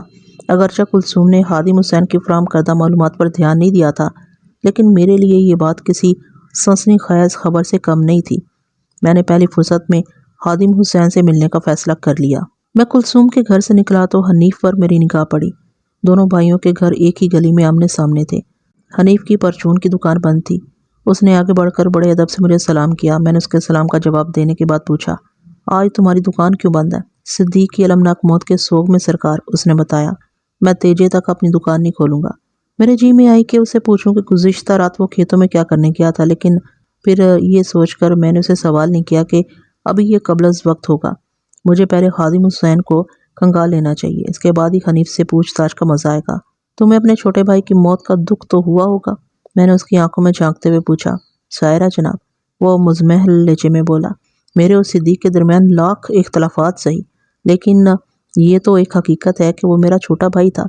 ناراضگی اور لڑائی جھگڑا اپنی جگہ، مگر خون کے رشتوں کی اہمیت سے انکار تو نہیں کیا جا سکتا تھانے دار صاحب۔ بات تو تم نے پتے کی ہے حنیف، میں نے ٹھہرے ہوئے لہجے میں کہا۔ سارے لڑائی فساد انسان کی زندگی تک ہی ہیں۔ وہ چند لمحات تک مجھے سوچتی ہوئی نظر سے تکتا رہا، پھر پوچھا، تھانے دار صاحب صدیق کے قاتل کے بارے میں کچھ پتا چلا؟ ہاں، ایک اشارہ ملا تو ہے، میں نے گول مول جواب دیا۔ اس کے چہرے کے تاثرات کا جائزہ لینے لگا۔ کیسا اشارہ؟ اس نے الجھن زدہ انداز میں پوچھا۔ جواب دینے کی بجائے میں نے کہا، حنیف میرے ساتھ آ جاؤ۔ اس نے میرے حکم کی تعمیل کرتے ہوئے استفسار کیا، تھانے دار صاحب آپ مجھے کہاں لے کر جا رہے ہیں؟ میں وارث نگر کے تمام وسنیکوں سے واقف نہیں ہوں، اور تم یہاں کے رہنے والے ہو؟ میں نے اس کے سوال کے جواب میں کہا، میں ایک بندے سے فوراً ملنا چاہتا ہوں اور اس کے گھر تک تم میری رہنمائی کرو گے۔ آپ کس بندے کی بات کر رہے ہیں؟ اس نے میرے ساتھ قدم اٹھاتے ہوئے پوچھا۔ حنیف کے استفسار میں الجھن اور حیرت بیک وقت موجود تھی۔ میرے جواب نے اسے خاصا مضطرب کر دیا تھا۔ میں نے بدستور اس کے چہرے پر نگاہ جما کر کہا، میرے مطلوبہ بندے کا نام ہے ہادم حسین۔ اوہ اچھا، وہ ایک گہری سانس خارج کرتے ہوئے بولا، تو آپ اس لفنگے ہادم حسین کی بات کر رہے ہیں؟ کیا وارث نگر میں ایک سے زیادہ ہادم حسین نام کے افراد آباد ہیں؟ میں نے ایک فوری خیال کے تحت پوچھ لیا۔ صرف 2 ہیں جناب، اس نے بتایا۔ ایک تو یہی ہے جس کا میں نے ابھی آپ سے ذکر کیا، اور دوسرا ایک شیرخوار بچہ ہے۔ مجھے ایک عاقل و بالغ ہادم حسین کی تلاش ہے حنیف، میں نے اس کی رہنمائی میں آگے بڑھتے ہوئے کہا۔ پھر پوچھا، تم نے ہادم حسین کو لفنگا کیوں کہا؟ جب انسان اوچھی اور بے شرمی کی حرکتیں کرے گا تو اسے شریف اور بیبا بندہ تو نہیں کہا جا سکتا، حنیف نے تلخی بھرے لہجے میں جواب دیا۔ یہ نماقول طالب حسین اور خدیجہ بی بی کی اکلوتی اولاد ہے۔ پورے 25 سال کا ہو گیا، لیکن اپنی ذمہ داریوں کا ذرا احساس نہیں۔ طالب حسین ایک چھوٹا کاشتکار ہے، اس کے پاس 8 ایکڑ زرعی اراضی ہے، اس کا سارا دن کھیتی باڑی میں گزر جاتا ہے، مگر مجال ہے کہ خادم حسین ذمہ داری کے معاملات میں ذرا سی بھی اپنے باپ کی مدد کرے۔ اس شیطان کو آوارہ گردی سے فرصت نہیں۔ ایوب علی اس کی وجہ سے سخت پریشان ہے۔ یہ ایوب علی کون ہے؟ میں نے اس کی باتوں میں دلچسپی لیتے ہوئے پوچھا۔ اور وہ خادم حسین کی وجہ سے کیوں پریشان ہے؟ ایوب علی بھی وارث نگر کا ہی رہنے والا تھا نظر صاحب، وہ بیزاری سے بتانے لگا۔ اس کی 2 اولادیں ہیں، 8 سالہ بیٹا فرید اور 18 سالہ بیٹی ناصرہ، اور خادم حسین ناصرہ پر عاشق ہو گیا۔ اچھا تو یہ بات ہے، میں نے ایک بوجھل سانس خارج کرتے ہوئے کہا۔ پھر تو ایوب علی کا پریشان ہونا بنتا ہے۔ کوئی بھی باپ اپنی بیٹی کو کسی آوارہ اور لچے لفنگے شخص کے حوالے نہیں کر سکتا۔ اس پر ناصرہ اور خادم کا کوئی جوڑ بھی تو نہیں بنتا سرکار، وہ ٹھوس انداز میں بولا۔ ناصرہ 18 سال کی ایک حسین و جمیل لڑکے جبکہ خادم حسین 25 برس کا۔ ہم باتیں کرتے ہوئے طالب حسین کے دروازے تک پہنچ گئے۔ قبل اس کے کہ میں مذکورہ دروازے پر دستک دیتا، حنیف نے بڑے رازدارانہ انداز میں مجھ سے پوچھا کہ آپ کو صدیق کے قتل کے حوالے سے خادم حسین پر شک ہے؟ ہاں، ہو سکتا ہے، میں نے ایک لفظ پر زور دیتے ہوئے کہا، اور نہیں بھی؟ میں سمجھا نہیں تھانے دار صاحب۔ وہ الجھن زدہ نظر سے مجھے دیکھتے ہوئے بولا، آپ نے تو مختلف باتیں کی ہیں۔ وہ اس لیے کہ میں نے طالب حسین کے دروازے پر دستک دیتے ہوئے حنیف سے کہا، خادم حسین کا دعویٰ ہے کہ اس نے پچھلی رات چائے بکوا والے کھیت کی طرف سے ایک شخص کو نکلتے دیکھا تھا۔ اس دوران میں گہری نظر سے حنیف کی آنکھوں اور چہرے کی کیفیت کو بھی نوٹ کر رہا تھا۔ میرے پراسرار انکشافی جواب نے اس کے چہرے پر کوئی زلزلہ برپا کیا اور نہ ہی مجھے اس کی آنکھوں میں کسی بے چینی و بے قراری کے آثار دکھائی دیے۔ اس نے ہونٹ سکیڑ کر گہری سنجیدگی سے کہا، تھانے دار صاحب، پھر تو خادم حسین سے آپ کی ملاقات بہت ہی ضروری ہے۔ مجھے یقین ہے کہ وہ صدیق کے قاتل تک ضرور آپ کی رہنمائی کرے گا، اس لیے تو میں یہاں آیا ہوں، میں نے معنی خیز انداز میں کہا۔ حنیف کے وہم و گمان میں بھی نہیں تھا کہ گزشتہ رات خادم حسین نے کسی بندے کو جائے وقوع والے کھیت سے نکلتے دیکھا تھا۔ اگر حنیف کوئی ماہر اداکار نہیں تھا تو میں اس کے چہرے پر نمودار ہونے والے تاثرات اور اپنے پیشہ ورانہ تجربے کی روشنی میں بڑے وثوق سے یہ کہہ سکتا تھا کہ پچھلی رات خادم حسین نے جس بندے کو دیکھا تھا وہ ہرگز حنیف نہیں ہو سکتا تھا، اور اگر حنیف بلا کا اداکار تھا تو پھر میں اس کا برا حشر کرنے والا تھا۔ دستک کے جواب میں طالب حسین کی بیوی خدیجہ نے دروازہ کھولا اور میرے استفسار سے پہلے اس نے کہہ دیا، طالب حسین گھر میں نہیں ہے، وہ ادھر کھیتوں میں ہے۔ خدیجہ کی عمر لگ بھگ 50 سال تھی۔ وہ عام سی شکل و صورت کی مالک ایک فربا اندام اور گوری چیٹی دیہاتن تھی۔ میں نے سر تپاس کا جائزہ لینے کے بعد کہا، خدیجہ بی بی، میں طالب حسین سے نہیں بلکہ تمہارے بیٹے خادم حسین سے ملنے آیا ہوں۔ خادم تو اس وقت گھر میں نہیں ہے جی، وہ فکر مندی سے بولی، آپ کو اسے کیا کام ہے؟ کام تو میں اسی کو بتاؤں گا، میں نے سپاٹ آواز میں کہا، مجھے بتاؤ خادم حسین اگر گھر میں نہیں تو پھر کہاں ہے؟ اس کے چہرے سے جھلکنے والی تشویش میں کئی گنا اضافہ ہو گیا۔ میرے سوال کا جواب دینے کی بجائے اس نے ہچکچاہٹ آمیز انداز میں پوچھا، سب خیریت تو ہے نا جی؟ جب ہر طرف خیریت ہو تو پھر پولیس کو حرکت میں آنے کی ضرورت پیش نہیں آتی خدیجہ بی بی، میں نے سرسراتے ہوئے لہجے میں کہا۔ اس علاقے کا تھانے دار ملک صفدر حیات اگر تمہارے دروازے پر کھڑا تو سمجھ لو کوئی بڑی گڑبڑ ہو چکی ہے۔ مجھے پتہ چلا تھا کہ ادھر کھیتوں میں صدیق کی لاش کا معائنہ کرنے تھانے سے پولیس آئی ہوئی ہے، وہ جز بز ہوتے ہوئے بولی، پر یہ بات میری سمجھ میں نہیں آ رہی کہ پولیس کا میرے دروازے پر کیا کام بھی تمہاری سمجھ میں آ جائے گا، میں نے معنی خیز انداز میں کہا۔ پہلے مجھے اپنے بیٹے کے بارے میں بتاؤ۔ خادم نورپور گیا ہے، خدیجہ نے جواب دیا، اپنی ماسی کے گھر۔ صبح تو وہ ادھر وارث نگر ہی میں تھا، میں نے شک زدہ نظر سے خدیجہ کو گھورا۔ جی آپ ٹھیک کہہ رہے ہیں، وہ تائیدی انداز میں گردن ہلاتے ہوئے بولی، خادم کو یہ گھنٹہ پہلے ہی گھر سے روانہ ہوا ہے۔ حوضہ نورپور ایک چھوٹا سا گاؤں تھا جو وارث نگر کے جنوب میں 5 میل کی دوری پر واقع تھا۔ میں نے خدیجہ سے سوال کیا، خادم واپس کب آئے گا؟ کل دن میں کسی وقت جی، اس نے جواب دیا۔ ٹھیک ہے، میں نے اس کے چہرے پر نگاہ جما کر کہا، وہ جیسے ہی گھر میں قدم رکھے تم اسے سیدھا میرے پاس تھانے بھیج دینا، سمجھ گئی نا میری بات؟ جی، وہ اپنی گردن کو میکانکی انداز میں حرکت دیتے ہوئے بولی، آپ نے جیسا کہا ہے میں بالکل ویسے ہی کروں گی۔ میں نے اس کی تسلی کی خاطر سادہ سے لہجے میں کہا، مجھے خادم سے تھوڑی پوچھ تاچھ کرنا ہے، اس کے خلاف کسی نے شکایت درج کرائی ہے، تمہارا بیٹا وارث نگر کی ایک وسنیک کے پیچھے ہاتھ دھو کر پڑا ہوا ہے۔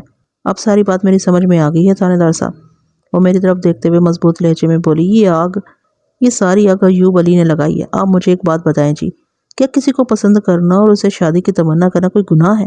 خدیجہ کے آخری الفاظ سے برہمی جھلکتی تھی اور میں اس کا سبب بھی جانتا تھا۔ میں نے ٹھہرے ہوئے انداز میں خدیجہ کو جواب دیا، دیکھو بی بی، جو شے انسان کی آنکھوں کو اچھی لگے اور اس کے دل کو بھا جائے اس کے حصول کی کوشش کرنے میں کوئی حرج نہیں ہے۔ خادم بھی تو ناصرہ کو حاصل کرنے کا خواہش مند ہے، وہ ناصرہ سے شادی کرنا چاہتا ہے، وہ جوش بھرے لہجے میں بولی۔ لیکن ایوب علی نے اس معاملے کو اپنی انا کا مسئلہ بنا لیا، وہ ادھر ادھر میرے بیٹے کے خلاف باتیں کرتا پھرتا ہے، اس نے آپ کے سامنے بھی اسی قسم کا زہر اگلا ہوگا۔ میں کانوں کا کچا نہیں ہوں خدیجہ بی بی، میں نے معتدل انداز میں کہا، میں نے ایوب کی فریاد سن لی اور اب خادم کی وضاحت بھی سنوں گا، اس کے بعد ہی کسی فیصلے پر پہنچوں گا۔ تم اطمینان رکھو، اگر تمہارے بیٹے نے کوئی بےہودگی اور زیادتی نہیں کی تو اس پر کوئی آنچ نہیں آئے گی، بلکہ میں ایوب علی کو سمجھانے اور اس رشتے کے لیے آمادہ کرنے کی کوشش کروں گا۔ حنیف سے حاصل ہونے والی معلومات کو میں برمحل استعمال کر ڈالا تھا۔ میری آمد کے مقصد کے حوالے سے خدیجہ اور خادم حسین کے ذہن میں ایسا کوئی سوال یا خیال پیدا نہیں ہو سکتا تھا کہ جیسا میں نے سوچ رکھا تھا۔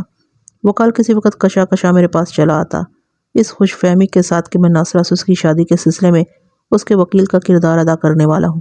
اللہ آپ کا بھلا کرے تھانے دار صاحب، خدیجہ نے جذبات سے مغلوب آواز میں کہا۔ میں آپ کی صحت اور ترقی کے لیے دعا کروں گی، آپ تو ہمارے لیے رحمت کا فرشتہ بن کر آئے ہیں۔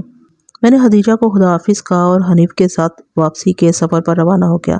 میرے ہمراہ چلتے ہوئے حنیف نے کہا، تھانے دار صاحب، آپ نے بڑی عقل مندی سے خدیجہ کے ساتھ بات کی ہے، اسے ایوب علی اور ناصرہ کے معاملے میں الجھا کر اصل موضوع کی طرف سے اس کا دھیان ہٹا دیا ہے۔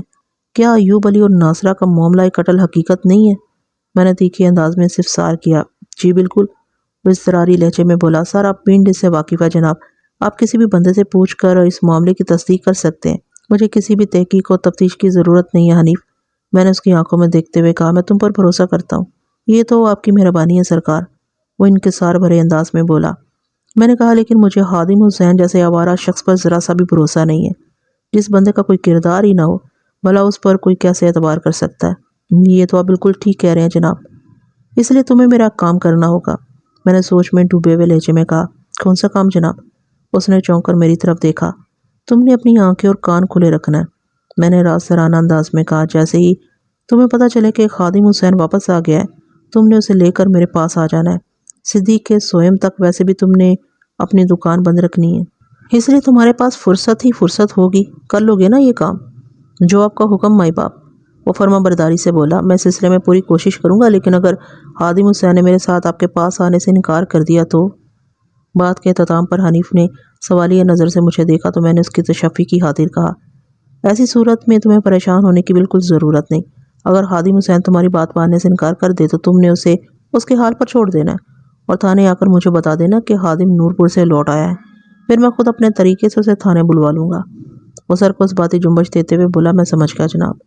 میرا تھانہ وارث نگر سے محض 2 فرلانگ کی مسافت پر تھا اور اس وقت موسم بھی خاصا خوشگوار ہو رہا تھا۔ اگرچہ دھوپ چاروں طرف پھیلی ہوئی تھی، لیکن اس کے اندر وہ تپش موجود نہیں تھی جو پیدل مارچ کو دشوار بنا دے۔ وہ گلابی جاڑے کی رومانی تمازت والی فضا میں کچے راستے پر تھانے کی جانب چل پڑا۔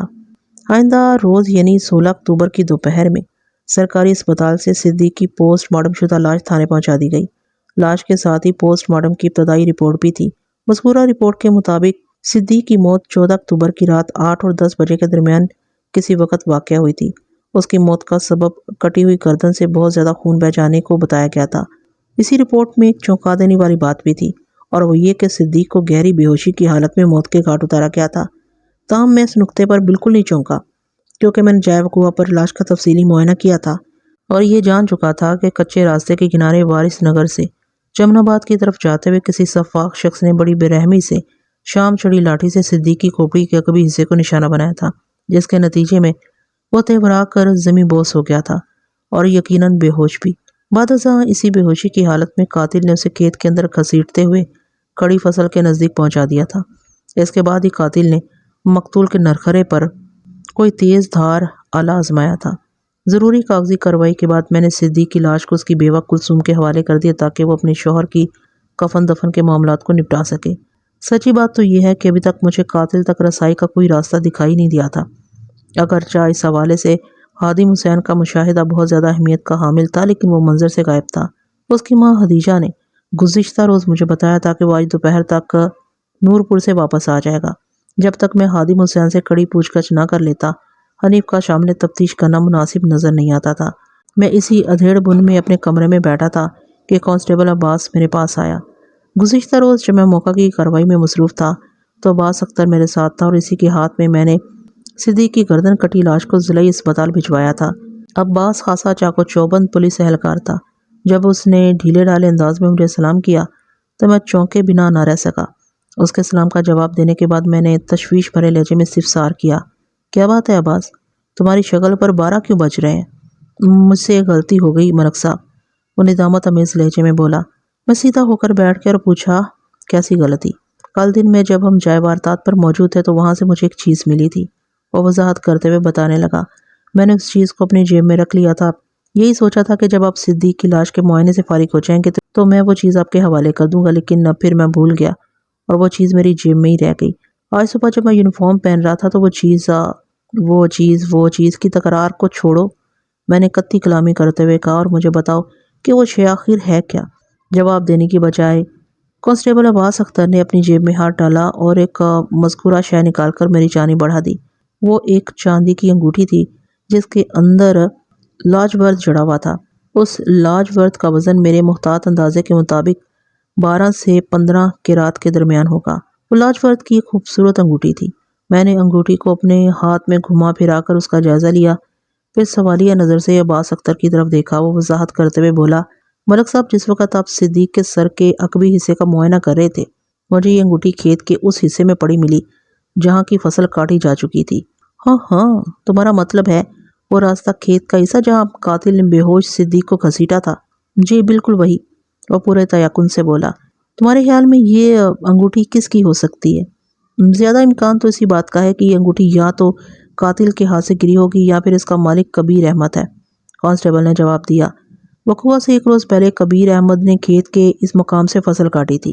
حالات و واقعات کی روشنی میں عباس اختر کا تجزیہ 16 آنے صحیح تھا۔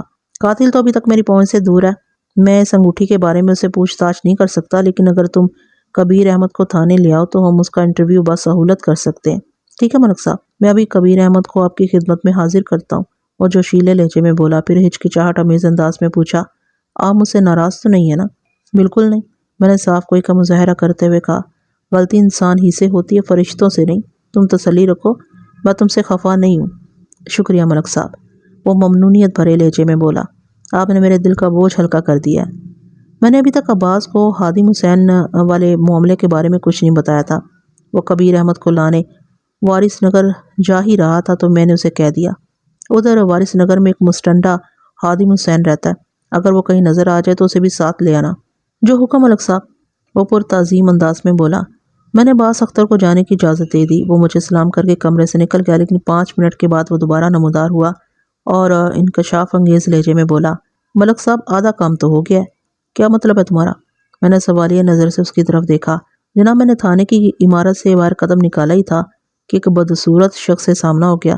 وہ وضاحت کرتے ہوئے بولا، اس بندے نے مجھے اپنا نام خادم حسین بتایا اور کہا کہ آپ نے اسے تھانے آنے کا حکم دیا تھا، اس لیے وہ آپ سے ملنے آیا ہے۔ میں نے اس خادم حسین کو باہر برآمدے میں بٹھا دیا، بس یہ مطلب ہے ملک صاحب۔ میں گہری سانس لے کر رہ گیا، پھر کہا، ٹھیک ہے عباس، تم خادم حسین کو میرے پاس بھیج دو اور خود وارث نگر جانے کے لیے ریڈی رہو، لیکن ابھی روانہ نہیں ہونا۔ میں سمجھا نہیں ملک صاحب۔ وہ الجھن زدہ نظر سے مجھے تکنے لگا۔ میں خادم حسین سے ایک خاص قسم کی تفتیش کرنا چاہتا ہوں۔ میں نے گہری سنجیدگی سے کہا، ہو سکتا ہے اس بندے کا انٹرویو کرنے کے بعد انگوٹھی والا مسئلہ خود بخود حل ہو جائے۔ اگر ایسا نہیں ہوا تو پھر تم ضرور وارث نگر روانہ ہو جانا۔ میری معلومات کے مطابق یہ خادم حسین صدیق کے قاتل کے بارے میں کافی کچھ جانتا ہے۔ وہ تو یہ بات ہے، وہ سوچ میں ڈوبے ہوئے لہجے میں بولا، ٹھیک ہے ملک صاحب، آپ خادم حسین کی گھسائی کریں، میں حوالدار دلاور حسین کے پاس بیٹھ کر انتظار کرتا ہوں۔ 3 منٹ کے بعد خادم حسین میرے کمرے میں موجود تھا۔ حنیف نے اس بندے کے بارے میں جو محاورہ استعمال کیا تھا، یہ اس کی جیتی جاگتی تفسیر تھا۔ میں نے بڑی گہری نظر سے خادم حسین کو گھورا اور سوال کیا، کیا تم جانتے ہو میں نے تمہیں تھانے کیوں بلایا ہے؟ وہ جی، وہ باتیں کھلاتے ہوئے مسرت امیز لہجے میں بولا، اما نے مجھے بتایا کہ آپ ناصرہ کے باپ سے میری شادی کی بات کرنے والے ہیں، تو کیا تم ایوب علی سے شادی کرنا چاہتے ہو؟ اس کی بات پوری ہونے سے پہلے ہی میں نے کڑے لہجے میں پوچھا، آپ سمجھے نہیں سرکار، وہ گڑبڑائے ہوئے انداز میں بولا، میں تو ناصرہ کو پسند کرتا ہوں اور اس سے شادی کی تمنا رکھتا ہوں۔ مجھے پتا چلا ہے کہ آپ ناصرہ کے باپ کو اس شادی کے لیے راضی کر لیں گے۔ اس کا مطلب یہ ہوا کہ ایوب علی اپنی بیٹی کی شادی تم سے نہیں کرنا چاہتا۔ میں نے سوالیہ نظر سے اس کی طرف دیکھا۔ جی ابھی تک تو ایسا ہی ہے، وہ جز بز ہوتے ہوئے بولا، لیکن مجھے یقین ہے کہ وہ آپ کی بات ٹال نہیں سکے گا۔ اگر ناصرہ میری بیوی بن گئی تو میں آپ کا یہ احسان زندگی بھر یاد رکھوں گا جناب۔ انسان کی یہ فطرت ہے کہ وہ 10 اشیاء میں سے اپنے مطلب اور فائدے کی چیز اٹھا لیتا ہے۔ خادم حسین بھی اس وقت یہی کر رہا تھا، اس لیے اس کی سوچ کی سوئی ناصرہ کو اپنی دلہن بنانے پر ٹک سی گئی تھی۔ حالانکہ خدیجہ بی بی کے سامنے میں نے ایوب علی کو سمجھانے کی بات ضمناً کی تھی اور خادم حسین کو تھانے بلانے کے حوالے سے میرا فوکس اس نقطے پر تھا کہ ایوب نے خادم حسین کے خلاف مجھ سے شکایت کی تھی اور میں اسی سلسلے میں خادم حسین سے پوچھ تاچھ کا ارادہ رکھتا تھا۔ سچی بات یہ ہے کہ میں نے نظریہ ضرورت کے تحت یہ چال چلی تھی، ورنہ حقیقت آپ کو بھی معلوم ہے کہ ناصرہ کے باپ نے مجھ سے کسی قسم کی کوئی شکایت نہیں کی تھی۔ ایک بات اور بتاؤ خادم حسین، میں نے اس کی آنکھوں میں دیکھتے ہوئے کہا، ایک گھر میں شادی کی رونقیں عروج پر ہیں، دلہا بالکل تیار بیٹھا اور بارات کی روانگی میں چند منٹ باقی ہیں۔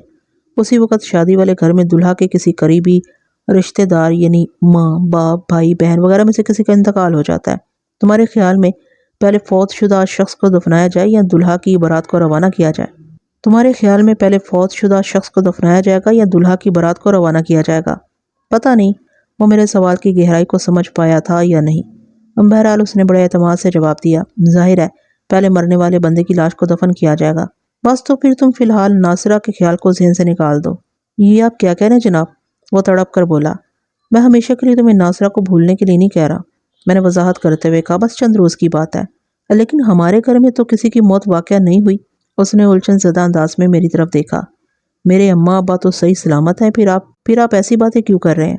دیکھو خادم حسین، میں نے دھیمے لہجے میں اسے سمجھانے کی کوشش کرتے ہوئے کہا، ایک گھر تو وہ ہے جس میں تم اپنے ماں باپ کے ساتھ رہتے ہو، اس کے علاوہ تمہارا ایک گھر اور بھی ہے۔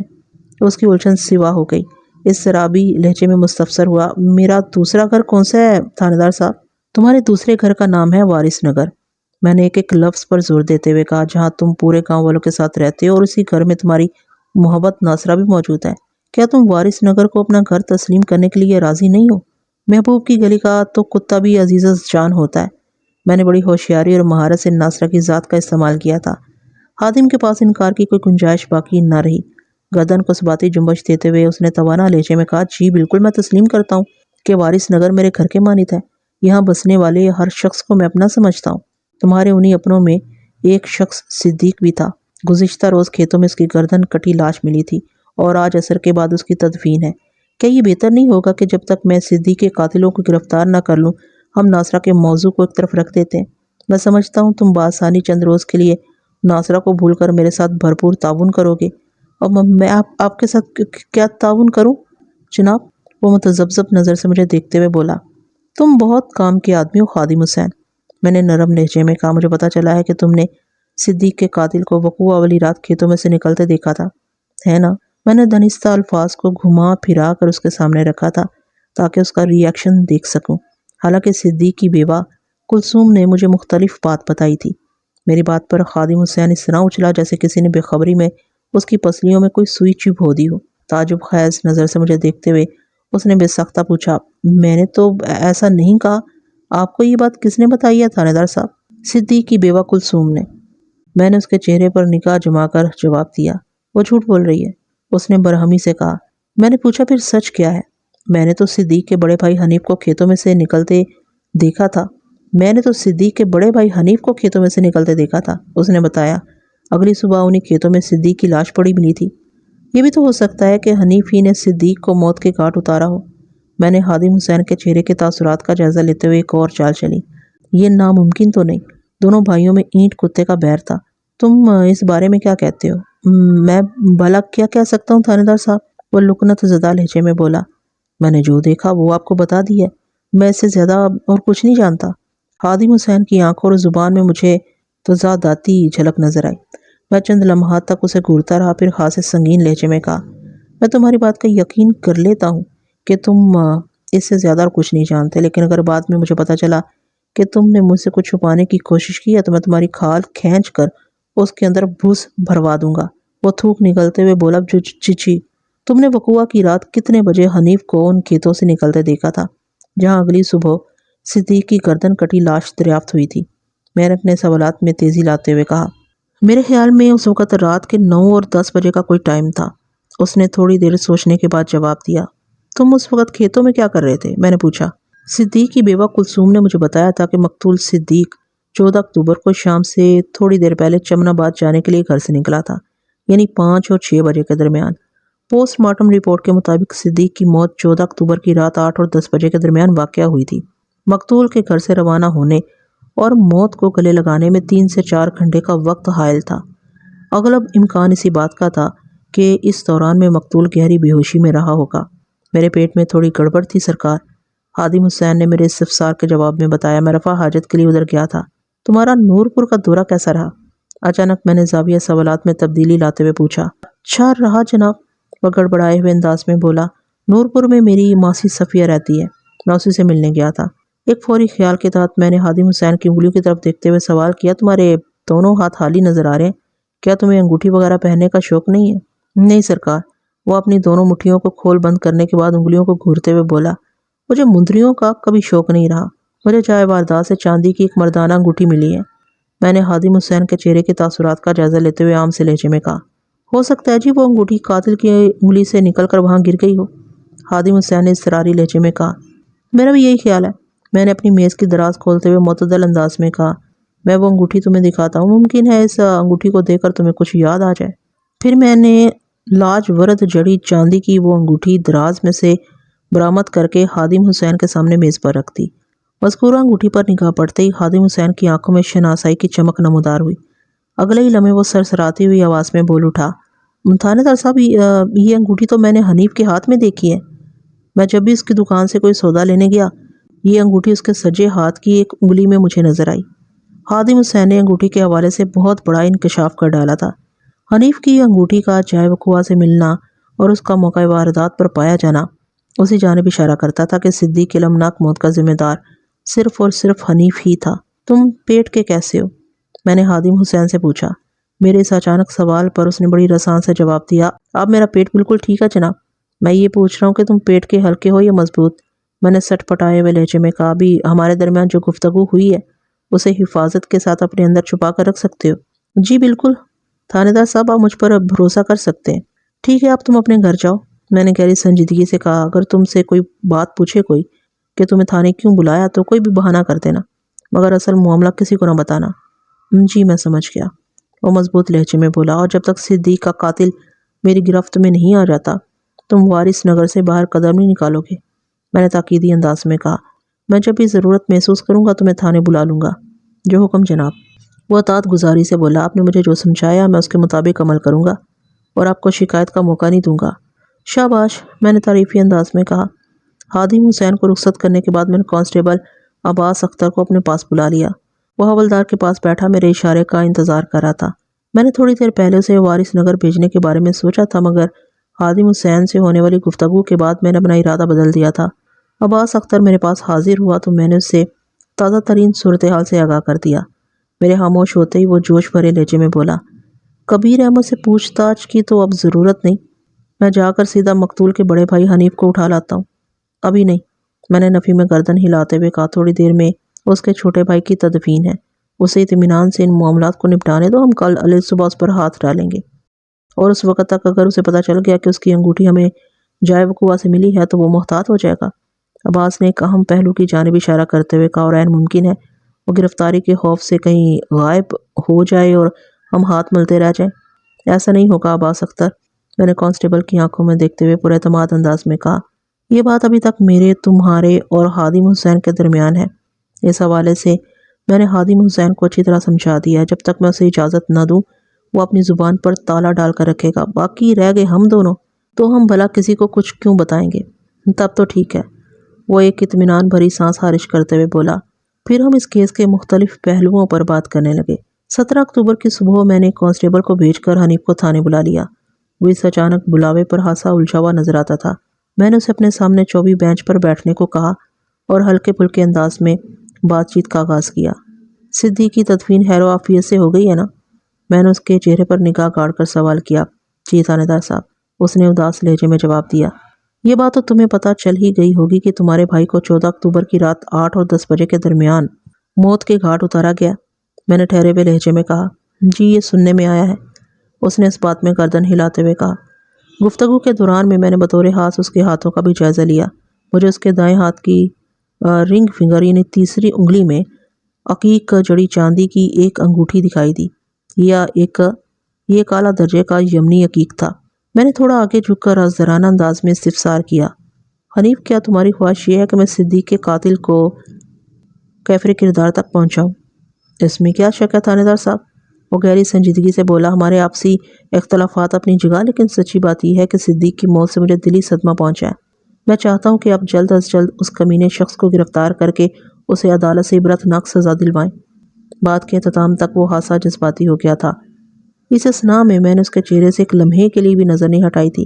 میں نے تسلی بھرے لہجے میں کہا، ہری میں تمہاری یہ خواہش پوری کر سکتا ہوں، لیکن میں نے دانستہ جملہ ادھورا چھوڑا تو وہ متذبذب لہجے میں پوچھ بیٹھا، لیکن کیا تھانے دار صاحب؟ لیکن یہ کہ میں نے ڈرامائی انداز میں کہا، اس کام کو انجام دینے کے لیے مجھے تمہارے تعاون کی ضرورت پیش آئے گی۔ میں بھلا آپ کے لیے کیا کر سکتا ہوں؟ اس نے الجھن زدہ لہجے میں پوچھا۔ بس اتنا کہ تم مجھ سے سچ بولنے کا وعدہ کر لو۔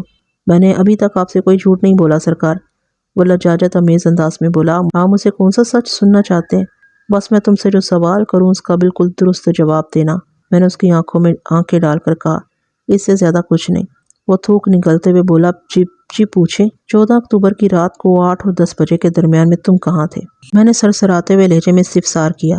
اس نے چونک کر میری طرف دیکھا، پھر عجیب سے لہجے میں بولا، آپ کا مطلب ہے جس وقت صدیق کو قتل کیا گیا؟ بالکل، میرا یہی مطلب ہے۔ میں نے ایک ایک لفظ پر زور دیتے ہوئے کہا۔ میں اپنے گھر میں تھا جناب، اس نے جواب دیا۔ شام ہونے کے ساتھ ہی میں نے اپنی دکان بند کر دی تھی اور گھر کے اندر چلا گیا تھا۔ پھر میں نے زاہدہ اور سفیان کے ساتھ مل کر رات کا کھانا کھایا تھا۔ تھوڑی دیر کے بعد میں آرام کرنے کے لیے اپنے بستر پر لیٹ گیا تھا۔ تو تم مجھے یہ بتانا چاہ رہے ہو کہ… میں نے حنیف کے چہرے پر نمودار ہونے والے تاثرات کا جائزہ لیتے ہوئے تیز لہجے میں پوچھا، تم اپنی پرچون کی دکان بند کر کے جب اندر گئے تو پھر اگلی صبح سے پہلے تم نے گھر سے باہر قدم نہیں نکالا تھا؟ یہی حقیقت ہے تھانیدار صاحب، اس نے مدوحش نظر سے مجھے دیکھتے ہوئے کہا۔ مجھے یوں محسوس ہو رہا ہے جیسے آپ صدیق کی المناک موت کے حوالے سے مجھ پر کسی قسم کا شک کر رہے ہوں۔ تمہارے محسوسات غلط نہیں ہیں حنیف، میں نے بشکاف الفاظ میں کہا۔ تفتیش کی گاڑی شک کے پیٹرول سے چلتی ہے اور اب میں اس وقت صدیق کے قتل کی تفتیش ہی کر رہا ہوں۔ میں نے تمہیں اسی مقصد کے لیے یہاں بلایا ہے۔ مجھ پر شک کرنے کی کوئی وجہ تو ہوگی، وہ نیم احتجاجی لہجے میں بولا۔ کیا آپ اس بنیاد پر یہ سب کر رہے ہیں کہ میرے اور صدیق کے درمیان تعلقات بہت کشیدہ تھے اور ہمارے لڑائی جھگڑے کا معاملہ چند روز پہلے اب تک پہنچا تھا؟ ایک وجہ یہ بھی ہے، میں نے سرسری انداز میں کہا، لیکن اس سے زیادہ ٹھوس سبب ایک اور بھی ہے۔ کون سا سبب تھانیدار صاحب؟ 14 اکتوبر کی رات لگ بھگ 9:30 بجے تمہیں ان کھیتوں میں سے نکلتے دیکھا گیا جہاں پر 15 اکتوبر کی صبح صدیق کی لاش پڑی ملی تھی۔ جہاں پر 15 اکتوبر کی صبح صدیق کی لاش پڑی ملی تھی، میں نے انکشاف انگیز لہجے میں کہا۔ یہ آپ کیا کہہ رہے ہیں تھانیدار صاحب؟ وہ بے یقینی سے مجھے دیکھتے ہوئے بولا، آپ ایک ناممکن بات کر رہے ہیں۔ یہ بات آپ کو کس نے بتائی ہے؟ میں اپنے مخبر کا نام تم پر ظاہر نہیں کر سکتا حنیف، میں نے خاص حکمت عملی اختیار کرتے ہوئے ٹھوس انداز میں کہا۔ مجھے تمہارا مبنی بر حقیقت جواب چاہیے، ہاں یا نہ؟ نہ، وہ نفی میں گردن ہلاتے ہوئے بڑے اعتماد سے بولا۔ میں چند لمحات تک ٹٹولتی ہوئی نگاہ سے اس کی آنکھوں اور چہرے کی کیفیت کا جائزہ لیتا رہا۔ مجھے وہاں پر حیرانی، پریشانی اور الجھن تو دکھائی دی، لیکن احساس جرم کا شائبہ تک نظر نہیں آیا۔ اس صورتحال نے مجھے تشویش میں مبتلا کر دیا۔ میں نے بدستور اس کی آنکھوں میں جھانکتے ہوئے کہا، حنیف بہتر ہوگا کہ تم پسپائی اختیار کر لو۔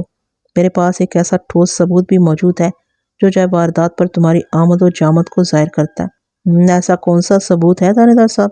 وہ حد درجہ پریشان لہجے میں مستفسر ہوا۔ حنیف کے سوال کے جواب میں نے اپنی میز کی دراز میں سے لاجورد جڑی چاندی کی انگوٹھی نکال کر اسے دکھاتے ہوئے پوچھا، یہ تمہاری ہے نا؟ اس نے اس بات میں جواب دیا۔ یہ انگوٹھی مجھے صدیق کی لاش کے نزدیک پڑی ملی تھی، میں نے قدرے سخت انداز میں کہا۔ اگر تم وہاں نہیں گئے تھے تو پھر تمہاری یہ انگوٹھی اس جگہ کیسے پہنچ گئی؟ چند روز پہلے میں نے اپنی یہ انگوٹھی سائیں بابا کو دی تھی، وہ پھنسی پھنسی آواز میں بولا۔ میں نہیں جانتا کہ یہ انگوٹھی سائیں بابا سے ادھر کھیتوں میں کیسے پہنچ گئی۔ کون سائیں بابا؟ میں نے کڑے لہجے میں دریافت کیا۔ حنیف نے میرے سوال کے جواب میں بتایا کہ سائیں بابا ایک ملنگ ٹائپ کا انسان تھا، سرخ آنکھیں، داڑھی، سر کے بے ترتیب بڑے ہوئے بال، لباس میلا کچیلا اور پاؤں جوتوں سے بے نیاز۔ اس نے اپنے ہاتھوں کی 8 انگلیوں اور 2 انگوٹھوں میں درجنوں انگوٹھیاں پہن رکھی تھیں جن میں نو بنو کے نگینے جڑے ہوئے تھے۔ اس بابا نے شیشم کے ایک درخت کے نیچے ڈیرا جما رکھا تھا۔ مذکورہ درخت وارث نگر سے باہر اس کچے راستے کے کنارے پر واقع تھا جو مغربی سمت میں موضع چمن آباد کی طرف جاتا تھا۔ وقوع اس درخت سے زیادہ دور نہیں تھا۔ سائیں بابا کو سب لوگ سائیں بابا یا محض سائیں جی کہہ کر بلاتے تھے۔ کوئی بھی بندہ بشر اس کے اصلی نام سے واقف نہیں تھا اور کسی کو یہ معلوم نہیں تھا کہ وہ کہاں سے آیا ہے۔ وہ چند ماہ پہلے اچانک اس علاقے میں نمودار ہوا تھا اور شیشم کے اس درخت کے نیچے جم کر بیٹھ گیا تھا۔ حنیف کی فراہم کردہ یہ معلومات بڑی سنسنی خیز تھیں۔ میں نے کوریدنے والے انداز میں اسے پوچھا، تم نے اپنی یہ انگوٹھی اس سائیں بابا کو کیوں دی تھی؟ وہ اپنی انگلی میں موجود یمنی عقیق والی انگوٹھی کی جانب اشارہ کرتے ہوئے بولا، میں لاجورد والی انگوٹھی کو ہمیشہ اس انگلی میں پہنا کرتا تھا۔ چند روز پہلے میں سائیں بابا کے نزدیک سے گزرا تو اس نے آواز دے کر مجھے روک لیا اور کہا، تم نے جو انگوٹھی پہن رکھی ہے وہ تمہارے ستاروں کے حساب سے موافق نہیں ہے۔ اگر تم نے اس انگوٹھی سے جان نہیں چھڑائی تو تباہ و برباد ہو جاؤ گے۔ تھانے دار صاحب، میں سیدھا سادہ سا دیہاتی آدمی ہوں۔ میں ستاروں ان کی چالوں کے بارے میں کچھ نہیں جانتا، البتہ تباہی و بربادی کا مطلب میں اچھی طرح سمجھتا ہوں۔ میں سائیں بابا کی بات سن کر ڈر گیا۔ میں نے گھبراہٹ بھرے انداز میں ان سے پوچھا، حضور میں اس انگوٹھی سے کس طرح چھٹکارا حاصل کروں؟ تم یہ انگوٹھی نکال کر مجھے دے دو، میں خود ہی اسے ٹھکانے لگا دوں گا۔ وہ اپنی سرخ آنکھوں سے مجھے گھورتے ہوئے بولے، اس کے بدلے میں تمہیں دوسری انگوٹھی دیتا ہوں، تم وہ پہن لو۔ اس انگوٹھی کے اثر سے تمہارے کاروبار میں برکت پیدا ہو جائے گی اور تمہاری بیوی اور بیٹے پر بھی کوئی مشکل نہیں آئے گی۔ سائیں بابا کو ہمارے گاؤں میں آئے ہوئے زیادہ عرصہ نہیں ہوا، لیکن وارث نگر کے اکثر لوگ ان سے عقیدت رکھتے ہیں اور اپنے مسائل کے حل کے لیے وہ سائیں بابا کی خدمت میں حاضری دیتے رہتے ہیں۔ اسی پس منظر میں نے سائیں بابا کی بات کو بہت اہمیت دی اور اپنی لاجورد والی انگوٹھی اتار کر ان کے حوالے کر دی۔ اس کے بدلے میں سائیں بابا نے مجھے یہ انگوٹھی دی جو اس وقت میں نے پہنی ہوئی ہے۔ میں نہیں جانتا میری لاجورد والی انگوٹھی سائیں بابا سے جائے واردات تک کیسے پہنچ گئی۔ اگر آپ کو میری بات کا یقین نہیں آ رہا تو میں بڑی سے بڑی قسم کھانے کو تیار ہوں تھانے دار صاحب، اس کی کوئی ضرورت نہیں۔ میں نے دو ٹوک انداز میں کہا، اگر تمہیں معلوم نہیں کہ تمہاری لاجورد والی انگوٹھی کیسے صدیق کی گردن کٹی لاش کے نزدیک پہنچ گئی تو پھر یقیناً یہ بات اس بندے کو پتہ ہوگی جس کے قبضے میں یہ انگوٹھی تھی، میرا مطلب ہے سائیں بابا۔ لمحے بھر کو رک کر میں نے حنیف کی آنکھوں میں جھانکا اور سرسراتے ہوئے لہجے میں کہا، میں ابھی کسی کو بھیج کر سائیں بابا کو یہاں بلاتا ہوں اور اس معاملے کا حل اسی سے پوچھتا ہوں۔ پھر تمہارے سامنے ہی دودھ کا دودھ اور پانی کا پانی الگ ہو جائے گا۔ اس کا کوئی فائدہ نہیں تھانے دار صاحب، اور نحیف سی آواز میں بولا، سائیں بابا کہیں غائب ہو گیا ہے۔ وہ کہاں غائب ہو سکتا ہے؟ بے سختہ میرے منہ سے نکلا، کیا وہ کسی جن کی اولاد ہے؟ جس روز صدیق کی لاش کھیتوں میں پڑی ملی اس کے بعد کسی نے سائیں بابا کو نہیں دیکھا۔ حنیف نے بتایا، کوئی نہیں جانتا وہ کہاں چلا گیا ہے۔ ایک لمحے کے لیے مجھے شک گزرا کہ حنیف مجھے چکر دینے کی کوشش کر رہا ہے۔ میں نے کڑے تیوروں سے اسے گھورتے ہوئے پوچھا، تم سائیں بابا کی کہانی کی آڑ میں خود کو بچانے کی کوشش تو نہیں کر رہے ہو؟ سائیں بابا ایک جیتا جاگتا کردار تھا تھانے دار صاحب، وہ مضبوط لہجے میں بولا۔ اگر آپ کو مجھ پر بھروسہ نہیں تو گاؤں کے کسی بندے سے بھی سائیں بابا کے بارے میں پوچھ لیں۔ اگر میں نے آپ سے غلط بیانی کی ہو تو جو چور کی سزا وہی میری۔ جب تک تمہارے بیان کی تصدیق نہیں ہو جاتی تم میرے مہمان رہو گے، میں نے ٹھہرے ہوئے لہجے میں کہا۔ تو کیا میں اپنے گھر نہیں جا سکتا؟ وہ فکر مندی سے مجھے دیکھتے ہوئے بولا، کم از کم آج کا دن تو ہرگز نہیں، میں نے حتمی انداز میں کہا۔ ہاں، یہ میرا تم سے وعدہ ہے کہ تمہیں یہاں کوئی تکلیف نہیں ہوگی۔ مجھے امید ہے میں آج کا سورج غروب ہونے سے پہلے کسی نتیجے پر پہنچ جاؤں گا۔ میرے ان دو ٹوک الفاظ کے نتیجے میں حنیف کے چہرے پر تشویش بھری مایوسی ابھر آئی۔ میں نے خصوصی ہدایات کے ساتھ حنیف کو حوالدار دلاور حسین کے سپرد کر دیا۔ جب تک میں حنیف کے بارے میں کوئی فیصلہ نہ کر لیتا اسے میرے تھانے کی حوالات ہی میں رہنا تھا۔ اس کے بعد میں نے عباس اختر کو وارث نگر روانہ کر دیا تاکہ وہ خادم حسین کو تھانے لے آئے۔ حنیف کی کئی ایک باتوں کی تصدیق خادم حسین کر سکتا تھا اور خادم حسین کی غلط بیانی کو حنیف پکڑ سکتا تھا۔ اگر میں ان دونوں افراد کو آمنے سامنے بٹھا کر کڑی پوچھ تاچھ کرتا تو مجھے امید تھی کہ میں صدیق مرڈر کیس میں پیش رفت کا دروازہ کھول سکتا تھا۔ یہ دنیا امید پر ہی قائم ہے۔ دوبارہ بلائے جانے پر خادم حسین مجھے کافی بے چین نظر آیا۔ اس نے مجھے سلام کیا اور میرے کہنے پر وہ میرے روبرو بیٹھ گیا اور اضطراری لہجے میں مجھ سے پوچھا، تھانے دار صاحب، آپ نے مجھے دوبارہ یاد فرمایا؟ سب خیریت تو ہے نا؟ کیا آپ نے صدیق کے قاتل کو پکڑ لیا؟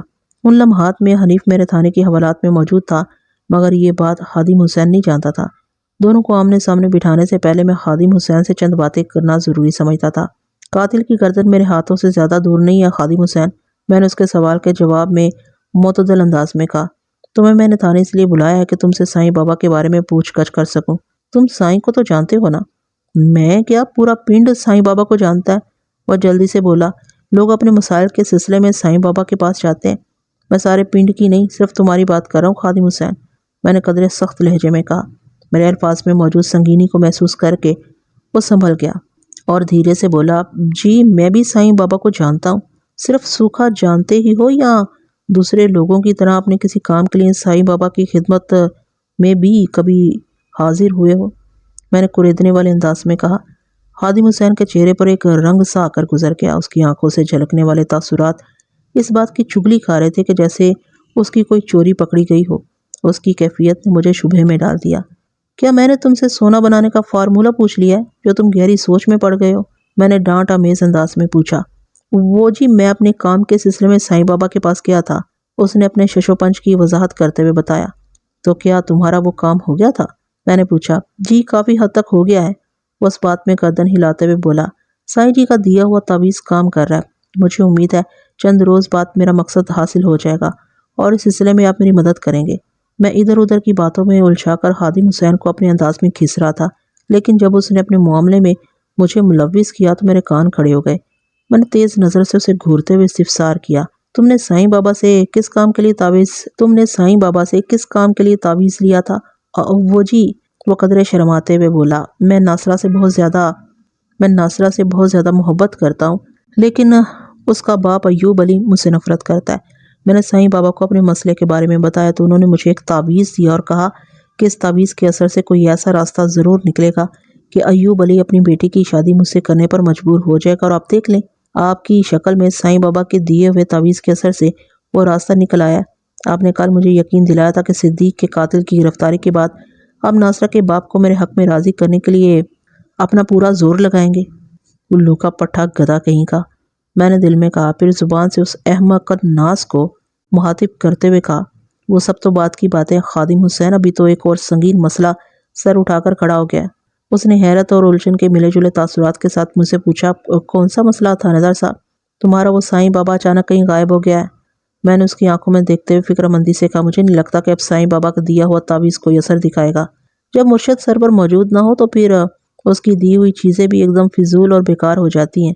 میں اس قسم کی باتیں از راہ تفنن کر رہا تھا، لیکن خادم حسین نے میرے الفاظ کو سنجیدگی سے لیا اور جوشیلے لہجے میں بولا، اگر سائیں بابا وارث نگر میں نہیں رہے تو میں خود ان سے ملنے چلا جاؤں گا۔ خادم حسین کی اس بے سختہ گوئی نے میرے دماغ میں خطرے کی گھنٹی بجا دی۔ میں نے آنکھیں سکیڑ کر اسے گھورا اور جذبات سے عاری لہجے میں دریافت کیا، کیا تم جانتے ہو کہ سائیں بابا اس وقت کہاں ہے؟ نہیں، وہ نفی میں گردن چھٹکتے ہوئے بولا، مجھے بھلا کیا پتا کہ سائیں بابا کہاں چلا گیا؟ دوسرے لوگوں کی طرح میں نے بھی انہیں پچھلے 2-3 دن سے وارث نگر میں نہیں دیکھا۔ خادم حسین نے میرے استفسار کے جواب میں جو وضاحت کی وہ میرے حلق سے بالکل نہیں اتری۔ اس کی باتوں اور چہرے کے تاثرات میں مجھے کوئی تال میل دکھائی نہیں دیا۔ یقیناً وہ مجھ سے کچھ چھپانے کی کوشش کر رہا تھا۔ میرا ماتھا ٹھنک چکا تھا، لہٰذا میں اتنی آسانی سے اس کا پیچھا چھوڑنے والا نہیں تھا۔ اگر تمہیں معلوم نہیں کہ سائیں بابا کہاں غائب ہو گیا ہے تو پھر تم نے یہ کیوں کہا کہ تم خود اس سے ملنے چلے جاؤ گے؟ میں نے کڑے لہجے میں دریافت کیا۔ وہ جناب، میرا مطلب یہ تھا کہ وہ گھبراہٹ آمیز انداز میں بولا، انسان کی لگن سچی ہونا چاہیے۔ میں نے سنا ہے ڈھونڈنے والے کو تو خدا بھی مل جاتا ہے۔ ایسا تو میں نے بھی سنا ہے، میں نے اسے چکر دیتے ہوئے کہا۔ اس کا مطلب یہ ہوا کہ اگر تمہیں سائیں بابا کی ضرورت پڑی تو تم اس کی تلاش میں نکل کھڑے ہوں گے؟ جی ہاں، وہ سر کو ثباتی جنبش دیتے ہوئے جلدی سے بولا، مجھے سائیں بابا کو ڈھونڈنا تو ہے نا تھانیدار صاحب، آپ نے خود ہی تو کہا ہے کہ مرشد موجود نہ ہو تو اس کا دیا ہوا تعویذ بے اثر ہو جاتا ہے۔ میں ناصرہ کو ہر قیمت پر حاصل کرنا چاہتا ہوں اور اس کے لیے مجھے فوری طور پر سائیں بابا کی خدمت میں حاضر ہونا پڑے گا۔ مجھے پتہ چلا ہے کہ یہ سائیں بابا کچھ عرصہ پہلے ہی وارث نگر میں نمودار ہوا تھا۔ میں نے بدستور خادم حسین کی آنکھوں میں دیکھتے ہوئے کہا، کیا تم جانتے ہو وہ کہاں سے آیا تھا؟ جی ہاں، وہ بے سختہ پھر نفی میں گردن ہلاتے ہوئے پٹری بدل دی، میرا مطلب ہے بالکل نہیں۔ میں بھلا کیسے جان سکتا ہوں؟ وارث نگر کا تو کوئی بھی وسنیک یہ نہیں جانتا کہ سائیں بابا کہاں سے آیا تھا اور کہاں چلا گیا۔ خادم حسین کے لوٹ پوٹ انداز کو دیکھ کر میرا شک یقین میں بدل گیا کہ وہ سائیں بابا کے حوالے سے کوئی ایسی بات ضرور جانتا ہے جسے مجھ سے چھپانے کی کوشش کر رہا تھا۔ میں نے اپنے ذہن میں سائیں بابا کے نام پر دائرہ لگایا اور عام سے لہجے میں کہا، خادم حسین، کیا میں تمہاری اس بات پر بھی اسی طرح یقین کر لوں جیسے میں نے کل تمہاری دوسری باتوں کو سچ مان لیا تھا؟ جی جناب، وہ اپنے لہجے میں مضبوطی برتے ہوئے بولا، میں آپ کے سامنے جھوٹ بولنے کی جرات نہیں کر سکتا تھانیدار صاحب، لیکن میں نے تمہارا ایک جھوٹ پکڑ لیا ہے۔ میں نے سرسراتی ہوئی آواز میں کہا، کون سا جھوٹ؟ وہ پلکیں چھپکا کر فکر مندی سے مستفسر ہوا۔ مجھے یہ اندازہ لگانے میں کوئی دقت محسوس نہیں ہوئی کہ میری بات نے اسے بے طرح سپرد اضطراب کر دیا تھا۔ گویا دال میں کچھ کالا ضرور تھا۔ جو کل تم نے مجھے بتایا تھا کہ میں نے گہری نظر سے اسے گھورتے ہوئے کہا، 14 اکتوبر کی رات کے ابتدائی حصے میں تم نے حنیف کو ان کھیتوں میں سے نکلتے دیکھا تھا جہاں پر 15 اکتوبر کی صبح صدیق کی گردن کٹی لاش پڑی ملی تھی۔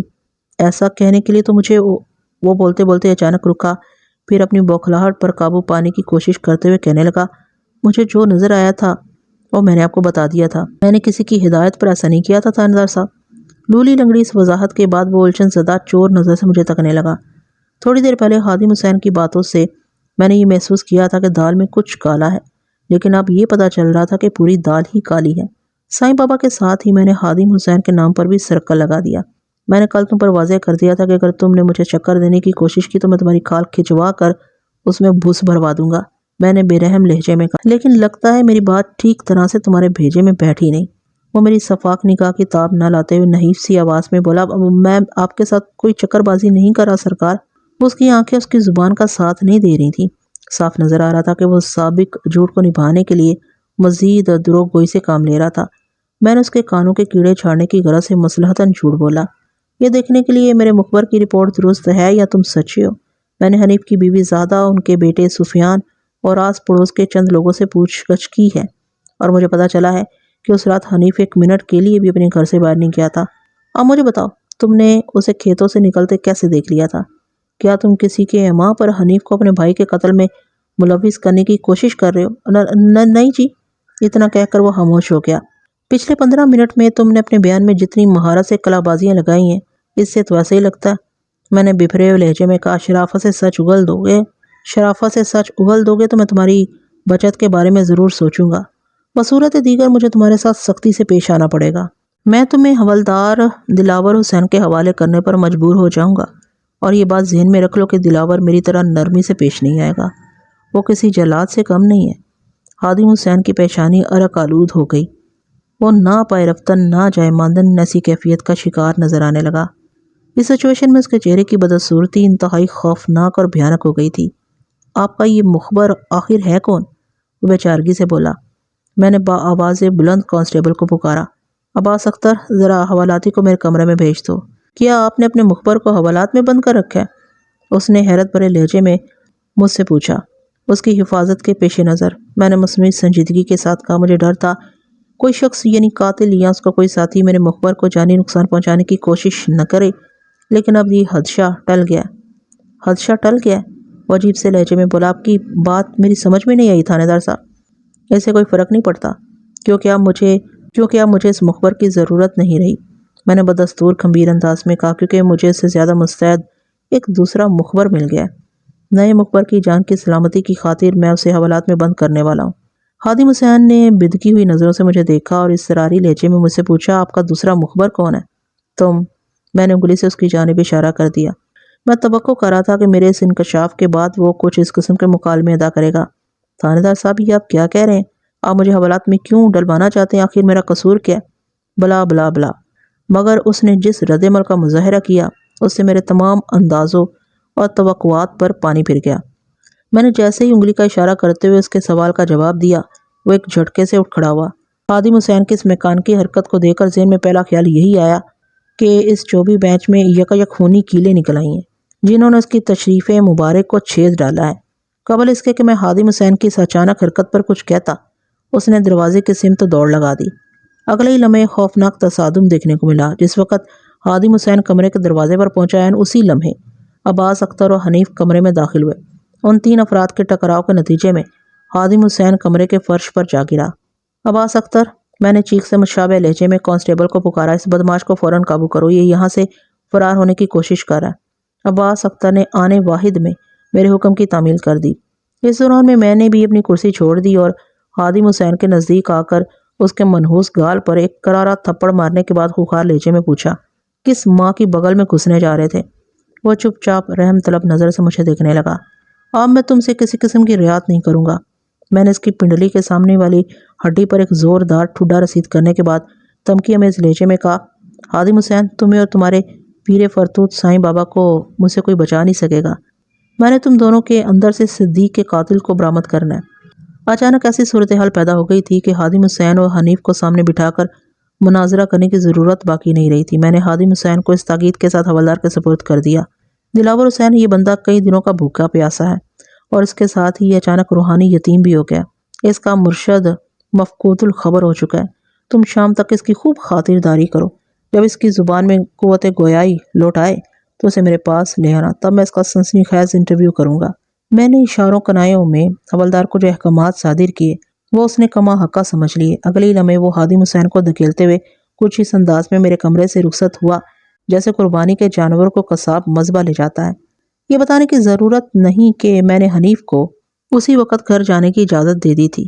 خادم حسین پکا مجرم نہیں تھا، اور اس کے مقابلے میں دلاور حسین ایک منچا ہوا حوالدار تھا، لہٰذا وہی نتیجہ برآمد ہوا جس کی میں توقع کر رہا تھا۔ دلاور حسین نے خادم حسین کو ایک آدھ ڈش ہی کھلائی تھی کہ اس کی محنت رنگ لے آئی۔ خادم حسین نے حوالدار کے دسترخوان سے چند نوالے لیے اور ہاتھ کھڑے کر دیے۔ ملک صاحب، دلاور حسین نے میرے پاس آ کر بتایا، بندہ راہ راست پر آ گیا، آپ کا حکم ہو تو میں اسے یہاں لے آتا ہوں، پھر آپ جو چاہیں اس سے پوچھ لیں۔ دلاور حسین، نیکی کے کاموں میں تاخیر مناسب نہیں ہوتی، میں نے مانی خیز انداز میں کہا۔ لے آؤ اس برمانس کو، میں اسی کی لب کشائی کا انتظار کر رہا ہوں۔ چند منٹ کے بعد خادم حسین کسی اجڑی ہوئی حبشن کے مانند میرے سامنے سر جھکائے کھڑا تھا۔ آپ کی بار میں نے اسے بیٹھنے کے لیے نہیں کہا، اس کی حالت سے صاف پتہ چل رہا تھا کہ حوالدار سے ہونے والی میٹنگ سے وہ خوش نہیں تھا۔ کیا بات ہے؟ میں نے قدرے سخت لہجے میں دریافت کیا۔ لگتا ہے حوالدار کی ضیافت تمہیں پسند نہیں آئی جو اتنی جلدی ہاتھ کھینچ لیا۔ تھانے دار صاحب، وہ گھائل لہجے میں بولا، آپ کا حوالدار تو بڑا ہی بے رحم انسان ہے، اس نے میرا اندر باہر سب کچھ ہلا کر رکھ دیا ہے۔ اگر تم نے مجھ سے تعاون کیا ہوتا تو تمہیں دلاور حسین کے حوالے کرنے کی ضرورت ہی پیش نہ آتی، میں نے ٹھہرے ہوئے انداز میں کہا۔ بہرحال دیر آید درست آید، اب تم شروع ہو جاؤ۔ آئندہ 10 منٹ میں خادم حسین نے مجھے جو کہانی سنائی اس کا خلاصہ کچھ اس طرح سے تھا۔ وہ صدیق کے قاتل کے بارے میں کچھ نہیں جانتا تھا۔ حنیف کے کھیتوں سے نکل کر آنے والی بات اس نے سائیں بابا کے حکم پر کہی تھی۔ وہ سائیں بابا سے گہری عقیدت رکھتا تھا اور روزانہ اس کی خدمت میں حاضری دیا کرتا تھا، کیونکہ سائیں بابا ناصرہ کو اسے ملانے کے لیے کوئی خاص عمل کر رہا تھا۔ اس سلسلے میں اس نے خادم حسین کو ایک کرشماتی تعویذ بھی دے رکھا تھا۔ سائیں بابا نے رازدارانہ انداز میں خادم حسین کو کہہ رکھا تھا کہ اگر وہ اچانک غائب ہو جائے تو خادم حسین اس سے ملنے سیدھا فتح گڑھ چلائے وغیرہ۔ اس کے خاموش ہونے پر میں نے پوچھا، جب سائیں بابا نے حنیف کے حوالے سے تمہیں جھوٹ بولنے کے لیے کہا تو تمہارے ذہن میں کیا آیا تھا؟ کچھ بھی نہیں جناب، وہ بڑی سادگی سے بولا۔ میں یہی سمجھا تھا کہ شاید یہ ان کے کسی پراسرار عمل کا تقاضا ہے، وہ ناصرہ کو میری زندگی میں شامل کرنے والے تھے۔ بس جناب، میرا سارا دھیان اسی بات پر لگا ہوا تھا۔ ان لمحات میں میرا دل خادم حسین کی عقل پر ماتم کرنے کو چاہ رہا تھا، لیکن میں نے کمال ضبط کا مظاہرہ کرتے ہوئے عام سے لہجے میں پوچھا، اور اب تمہارا کیا خیال ہے؟ وہ ہونکوں کے مانند مجھے تکتے ہوئے بولا، کس بارے میں جناب؟ اس کے استفسار پر میں خون کے گھونٹ پی کر رہ گیا اور اکھڑے ہوئے لہجے میں پوچھا، کیا اس وقت تمہیں ہیر رانجھا یا شیریں فرہاد کی کہانی سنا رہا ہوں میں؟ نہیں جناب، ہم تو سائیں بابا کی بات کر رہے ہیں۔ میں بھی تمہارے سائیں بابا کے بارے میں ہی پوچھ رہا ہوں، میں نے ڈانٹ امیز انداز میں کہا۔ لیکن لگتا ہے دلاور حسین نے ٹھیک طرح سے تمہاری آؤ بھگت نہیں کی۔ میں سوچ رہا ہوں آج کی رات میں تمہیں دلاور حسین کو مکمل طور پر سونپ دیتا ہوں، باقی کی باتیں ہم کل صبح کر لیں گے۔ نہیں سرکار، وہ دونوں ہاتھ جوڑ کر منت ریز لہجے میں بولا، آپ جو پوچھیں گے میں آپ کو بتاؤں گا۔ خدا کے لیے مجھے حوالدار کے سپرد نہیں کرنا، وہ انسان کی شکل میں جہنم کا دروغہ ہے تھاندار صاحب۔ ٹھیک ہے، میں تمہاری درخواست قبول کر لیتا ہوں، میں نے فراغ دلانہ انداز میں کہا، لیکن اب کوئی غلطی نہیں ورنہ میں مجبور ہو جاؤں گا۔ تو میری بات سمجھ گئے نا؟ وہ جلدی سے بولا، جی تھانے دار صاحب۔ صدیق کی گردن کٹی لاش جس کھیت سے ملی اس مقام کے حوالے سے سائیں بابا نے تمہیں جھوٹ بولنے کو کہا تھا۔ تم نے وقوعہ کی رات حنیف کو اس کھیت سے نکلتے دیکھا تھا؟ میں نے اس کی آنکھوں میں دیکھتے ہوئے ٹھوس لہجے میں پوچھا، کیا تمہیں نہیں لگتا کہ سائیں بابا کسی نہ کسی حوالے سے صدیق کے قتل میں ملوث ہے؟ پورا وارث نگر دونوں بھائیوں کے تنازعات سے واقف ہے، اور چند روز پہلے صدیق نے حنیف کی بڑی بے رحمانہ انداز میں دھلائی بھی کی تھی۔ سائیں بابا نے اس نکتے کو ذہن میں رکھ کر تم سے غلط بیانی کرنے کو کہا تھا تاکہ صدیق کے قتل کا شبہ حنیف کی طرف چلا جائے۔ میں کیا کہہ سکتا ہوں تھاندار صاحب، وہ عجیب سے شکست خوردہ لہجے میں بولا۔ میں سائیں بابا کی ذات پر شک نہیں کر سکتا، وہ بہت عظیم انسان ہے، میں ان کے خلاف سوچ کر خواہ خود کو گناہ گار کیوں کروں؟ یہ ہوتی ہے اندھی عقیدت۔ یہ خادم حسین اس ڈھونگی سائیں کے خلاف سوچنے کو بھی گناہ عظیم تصور کر رہا تھا۔ ٹھیک ہے، تم خود کو گناہ گار نہ کرو، مگر میں خاموش ہو کر نہیں بیٹھ سکتا، میں نے دو ٹوک انداز میں کہا۔ آج کی رات تم سرکاری مہمان ہو، کل ہم دونوں ایک ساتھ فتح گڑھ روانہ ہوں گے۔ فتح گڑھ کیوں جناب؟ وہ بوکھلاہٹ امیز انداز میں بولا۔ تھوڑی دیر پہلے تم نے ہی تو بتایا کہ سائیں بابا نے تم سے کہہ رکھا ہے کہ اگر وہ اچانک کہیں غائب ہو جائے تو اس سے ملاقات کے لیے تم فتح گڑھ چلے آنا۔ میں نے اس کے چہرے کے تاثرات کا جائزہ لیتے ہوئے معتدل انداز میں کہا، اس وقت سائیں بابا ہم دونوں کی ضرورت ہے۔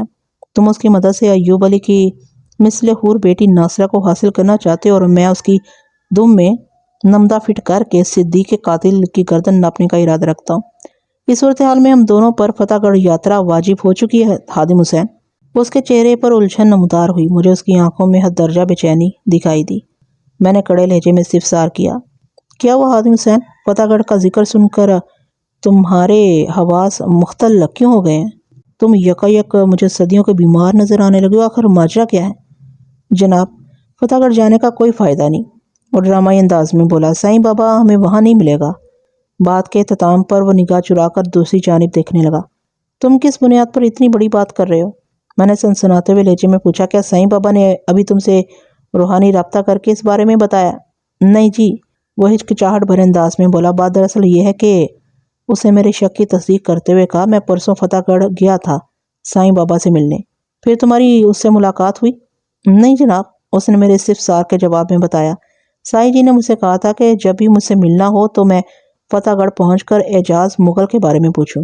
یہ بندہ مجھے ان تک پہنچا دے گا، لیکن وہاں جا کر مجھے پتا چلا کہ فتح گڑھ میں اعجاز مغل نام کا کوئی بندہ رہتا ہی نہیں، اور اس گاؤں کے وسنیکوں میں سے کوئی بھی سائیں بابا کو نہیں جانتا۔ تو تم 15 اکتوبر کی دوپہر اپنی ماسی صفیہ سے ملنے نورپور نہیں گئے تھے؟ میں نے کھا جانے والی نظر سے اسے گھورا۔ تم نے مجھ سے اور اس سے پہلے اپنے بوڑھے والدین سے جھوٹ بولا تھا، اور غلطی ہو گئی مائی باپ۔ وہ اپنے چہرے پر مسکینیت طاری کرتے ہوئے بولا، اب میں کبھی آپ سے غلط بیانی نہیں کروں گا، مجھے معاف کر دیں۔ آئندہ تم ایسی غلطی نہیں کرو گے، اس کے بارے میں بعد میں سوچا جائے گا، میں نے وہ شگاف الفاظ میں کہا۔ لیکن ابھی تک تم نے مجھے جو چکر دی ہیں ان کا حساب تو ابھی ہونا ضروری ہے۔ وہ میرے حتمی اور سنگین انداز کو دیکھتے ہی خوف زدہ ہو گیا، پھر سہمے ہوئے انداز میں مستفسر ہوا، کہیں آپ مجھے دوبارہ حوالدار کے سپرد کرنے کے بارے میں تو نہیں سوچ رہے؟ کیا تم نے اپنے دماغ میں ابھی تک کوئی ایسی بات چھپا رکھی ہے جو تمہارے سائیں بابا یا صدیق سے کسی قسم کا تعلق رکھتی ہو؟ میں نے سرسراتی ہوئی آواز میں پوچھا۔ نہیں سرکار، وہ اضطراری لہجے میں بولا، میں نے سب کچھ آپ کو بتا دیا ہے۔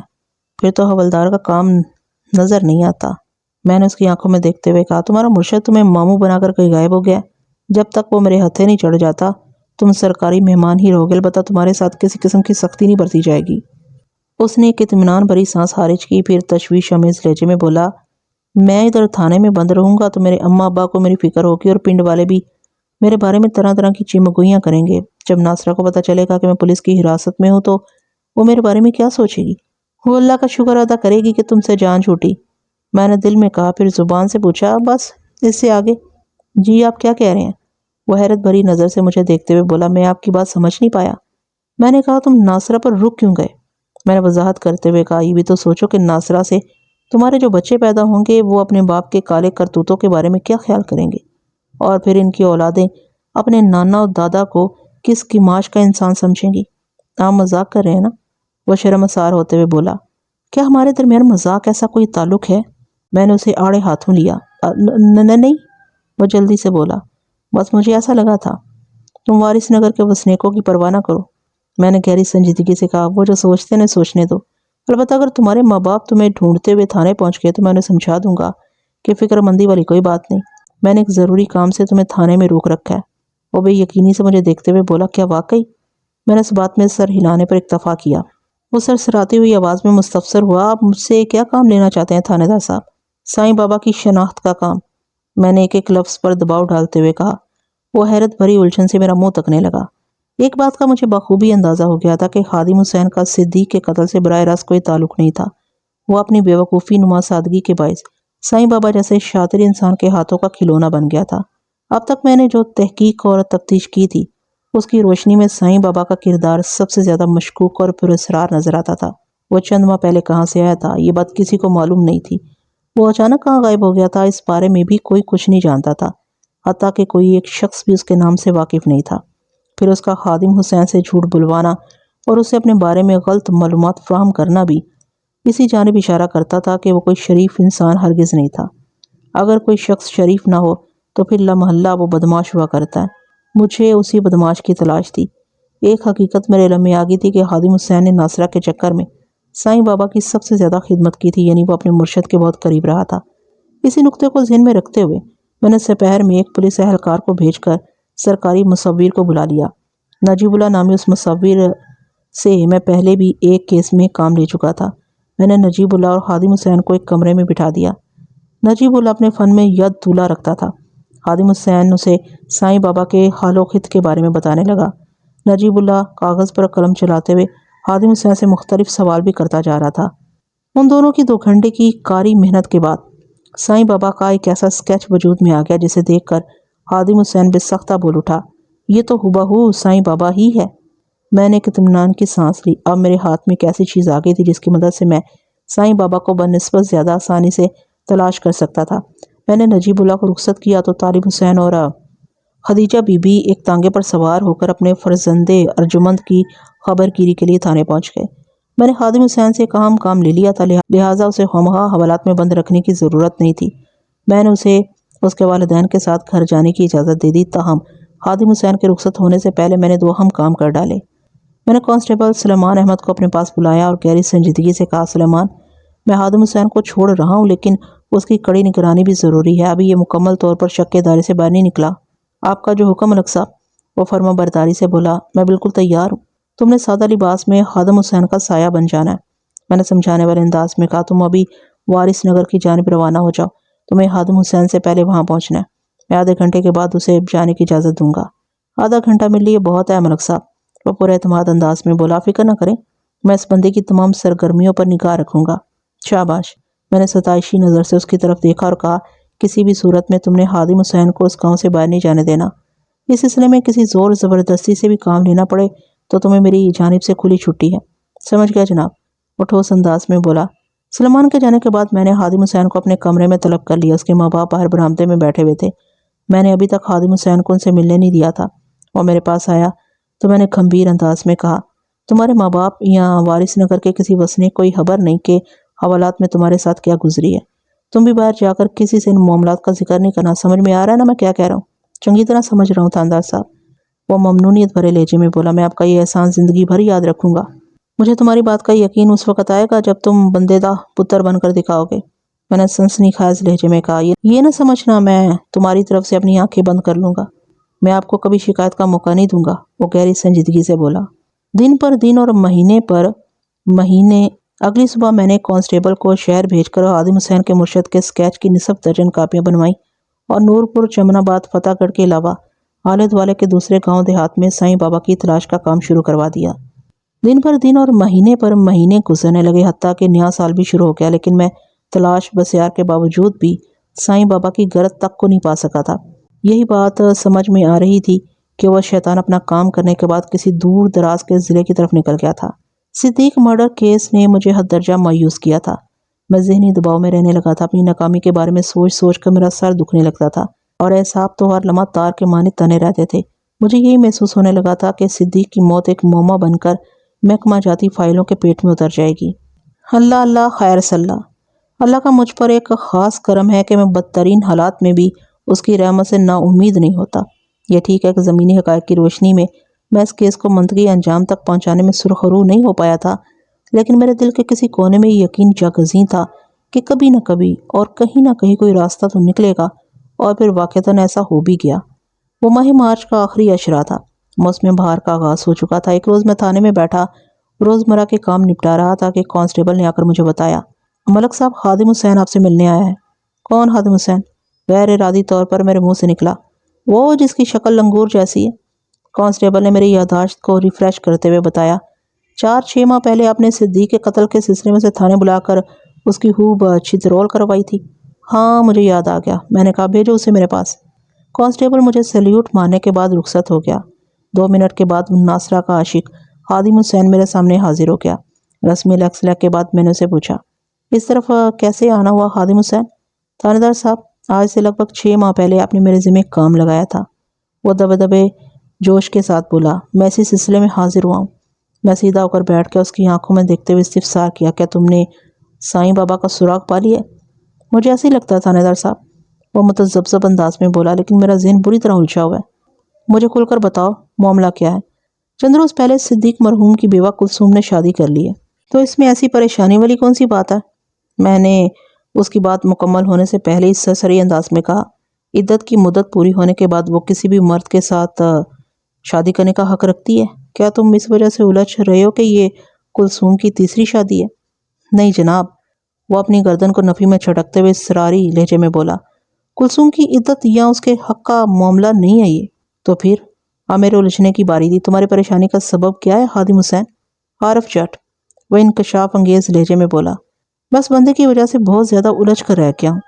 اس کی آنکھیں بالکل سائیں بابا جیسی ہیں، اور کلثوم نے تیسری شادی اسی عارف جٹ سے کی ہے۔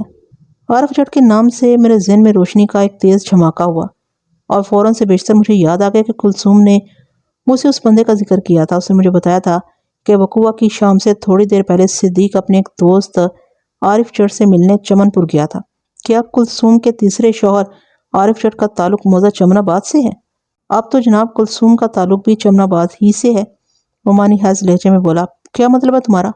میں نے چونک کر اس کی طرف دیکھا۔ آخر تم کہنا کیا چاہ رہے ہو؟ تھانے دار صاحب، وہ گہری سنجیدگی سے وضاحت کرتے ہوئے بولا، کلثوم نے وارث نگر والی زمین اور گھر بیچ ڈالا ہے اور اپنے دونوں بچوں کو لے کر عارف چٹ کے ساتھ چمن آباد چلی گئی ہے۔ خادم حسین کی انکشاف انگیز کہانی سن کر میں گہری سوچ میں ڈوب گیا۔ اس کے ساتھ ہی مجھے کلثوم کا عجیب سا انداز بھی یاد آنے لگا۔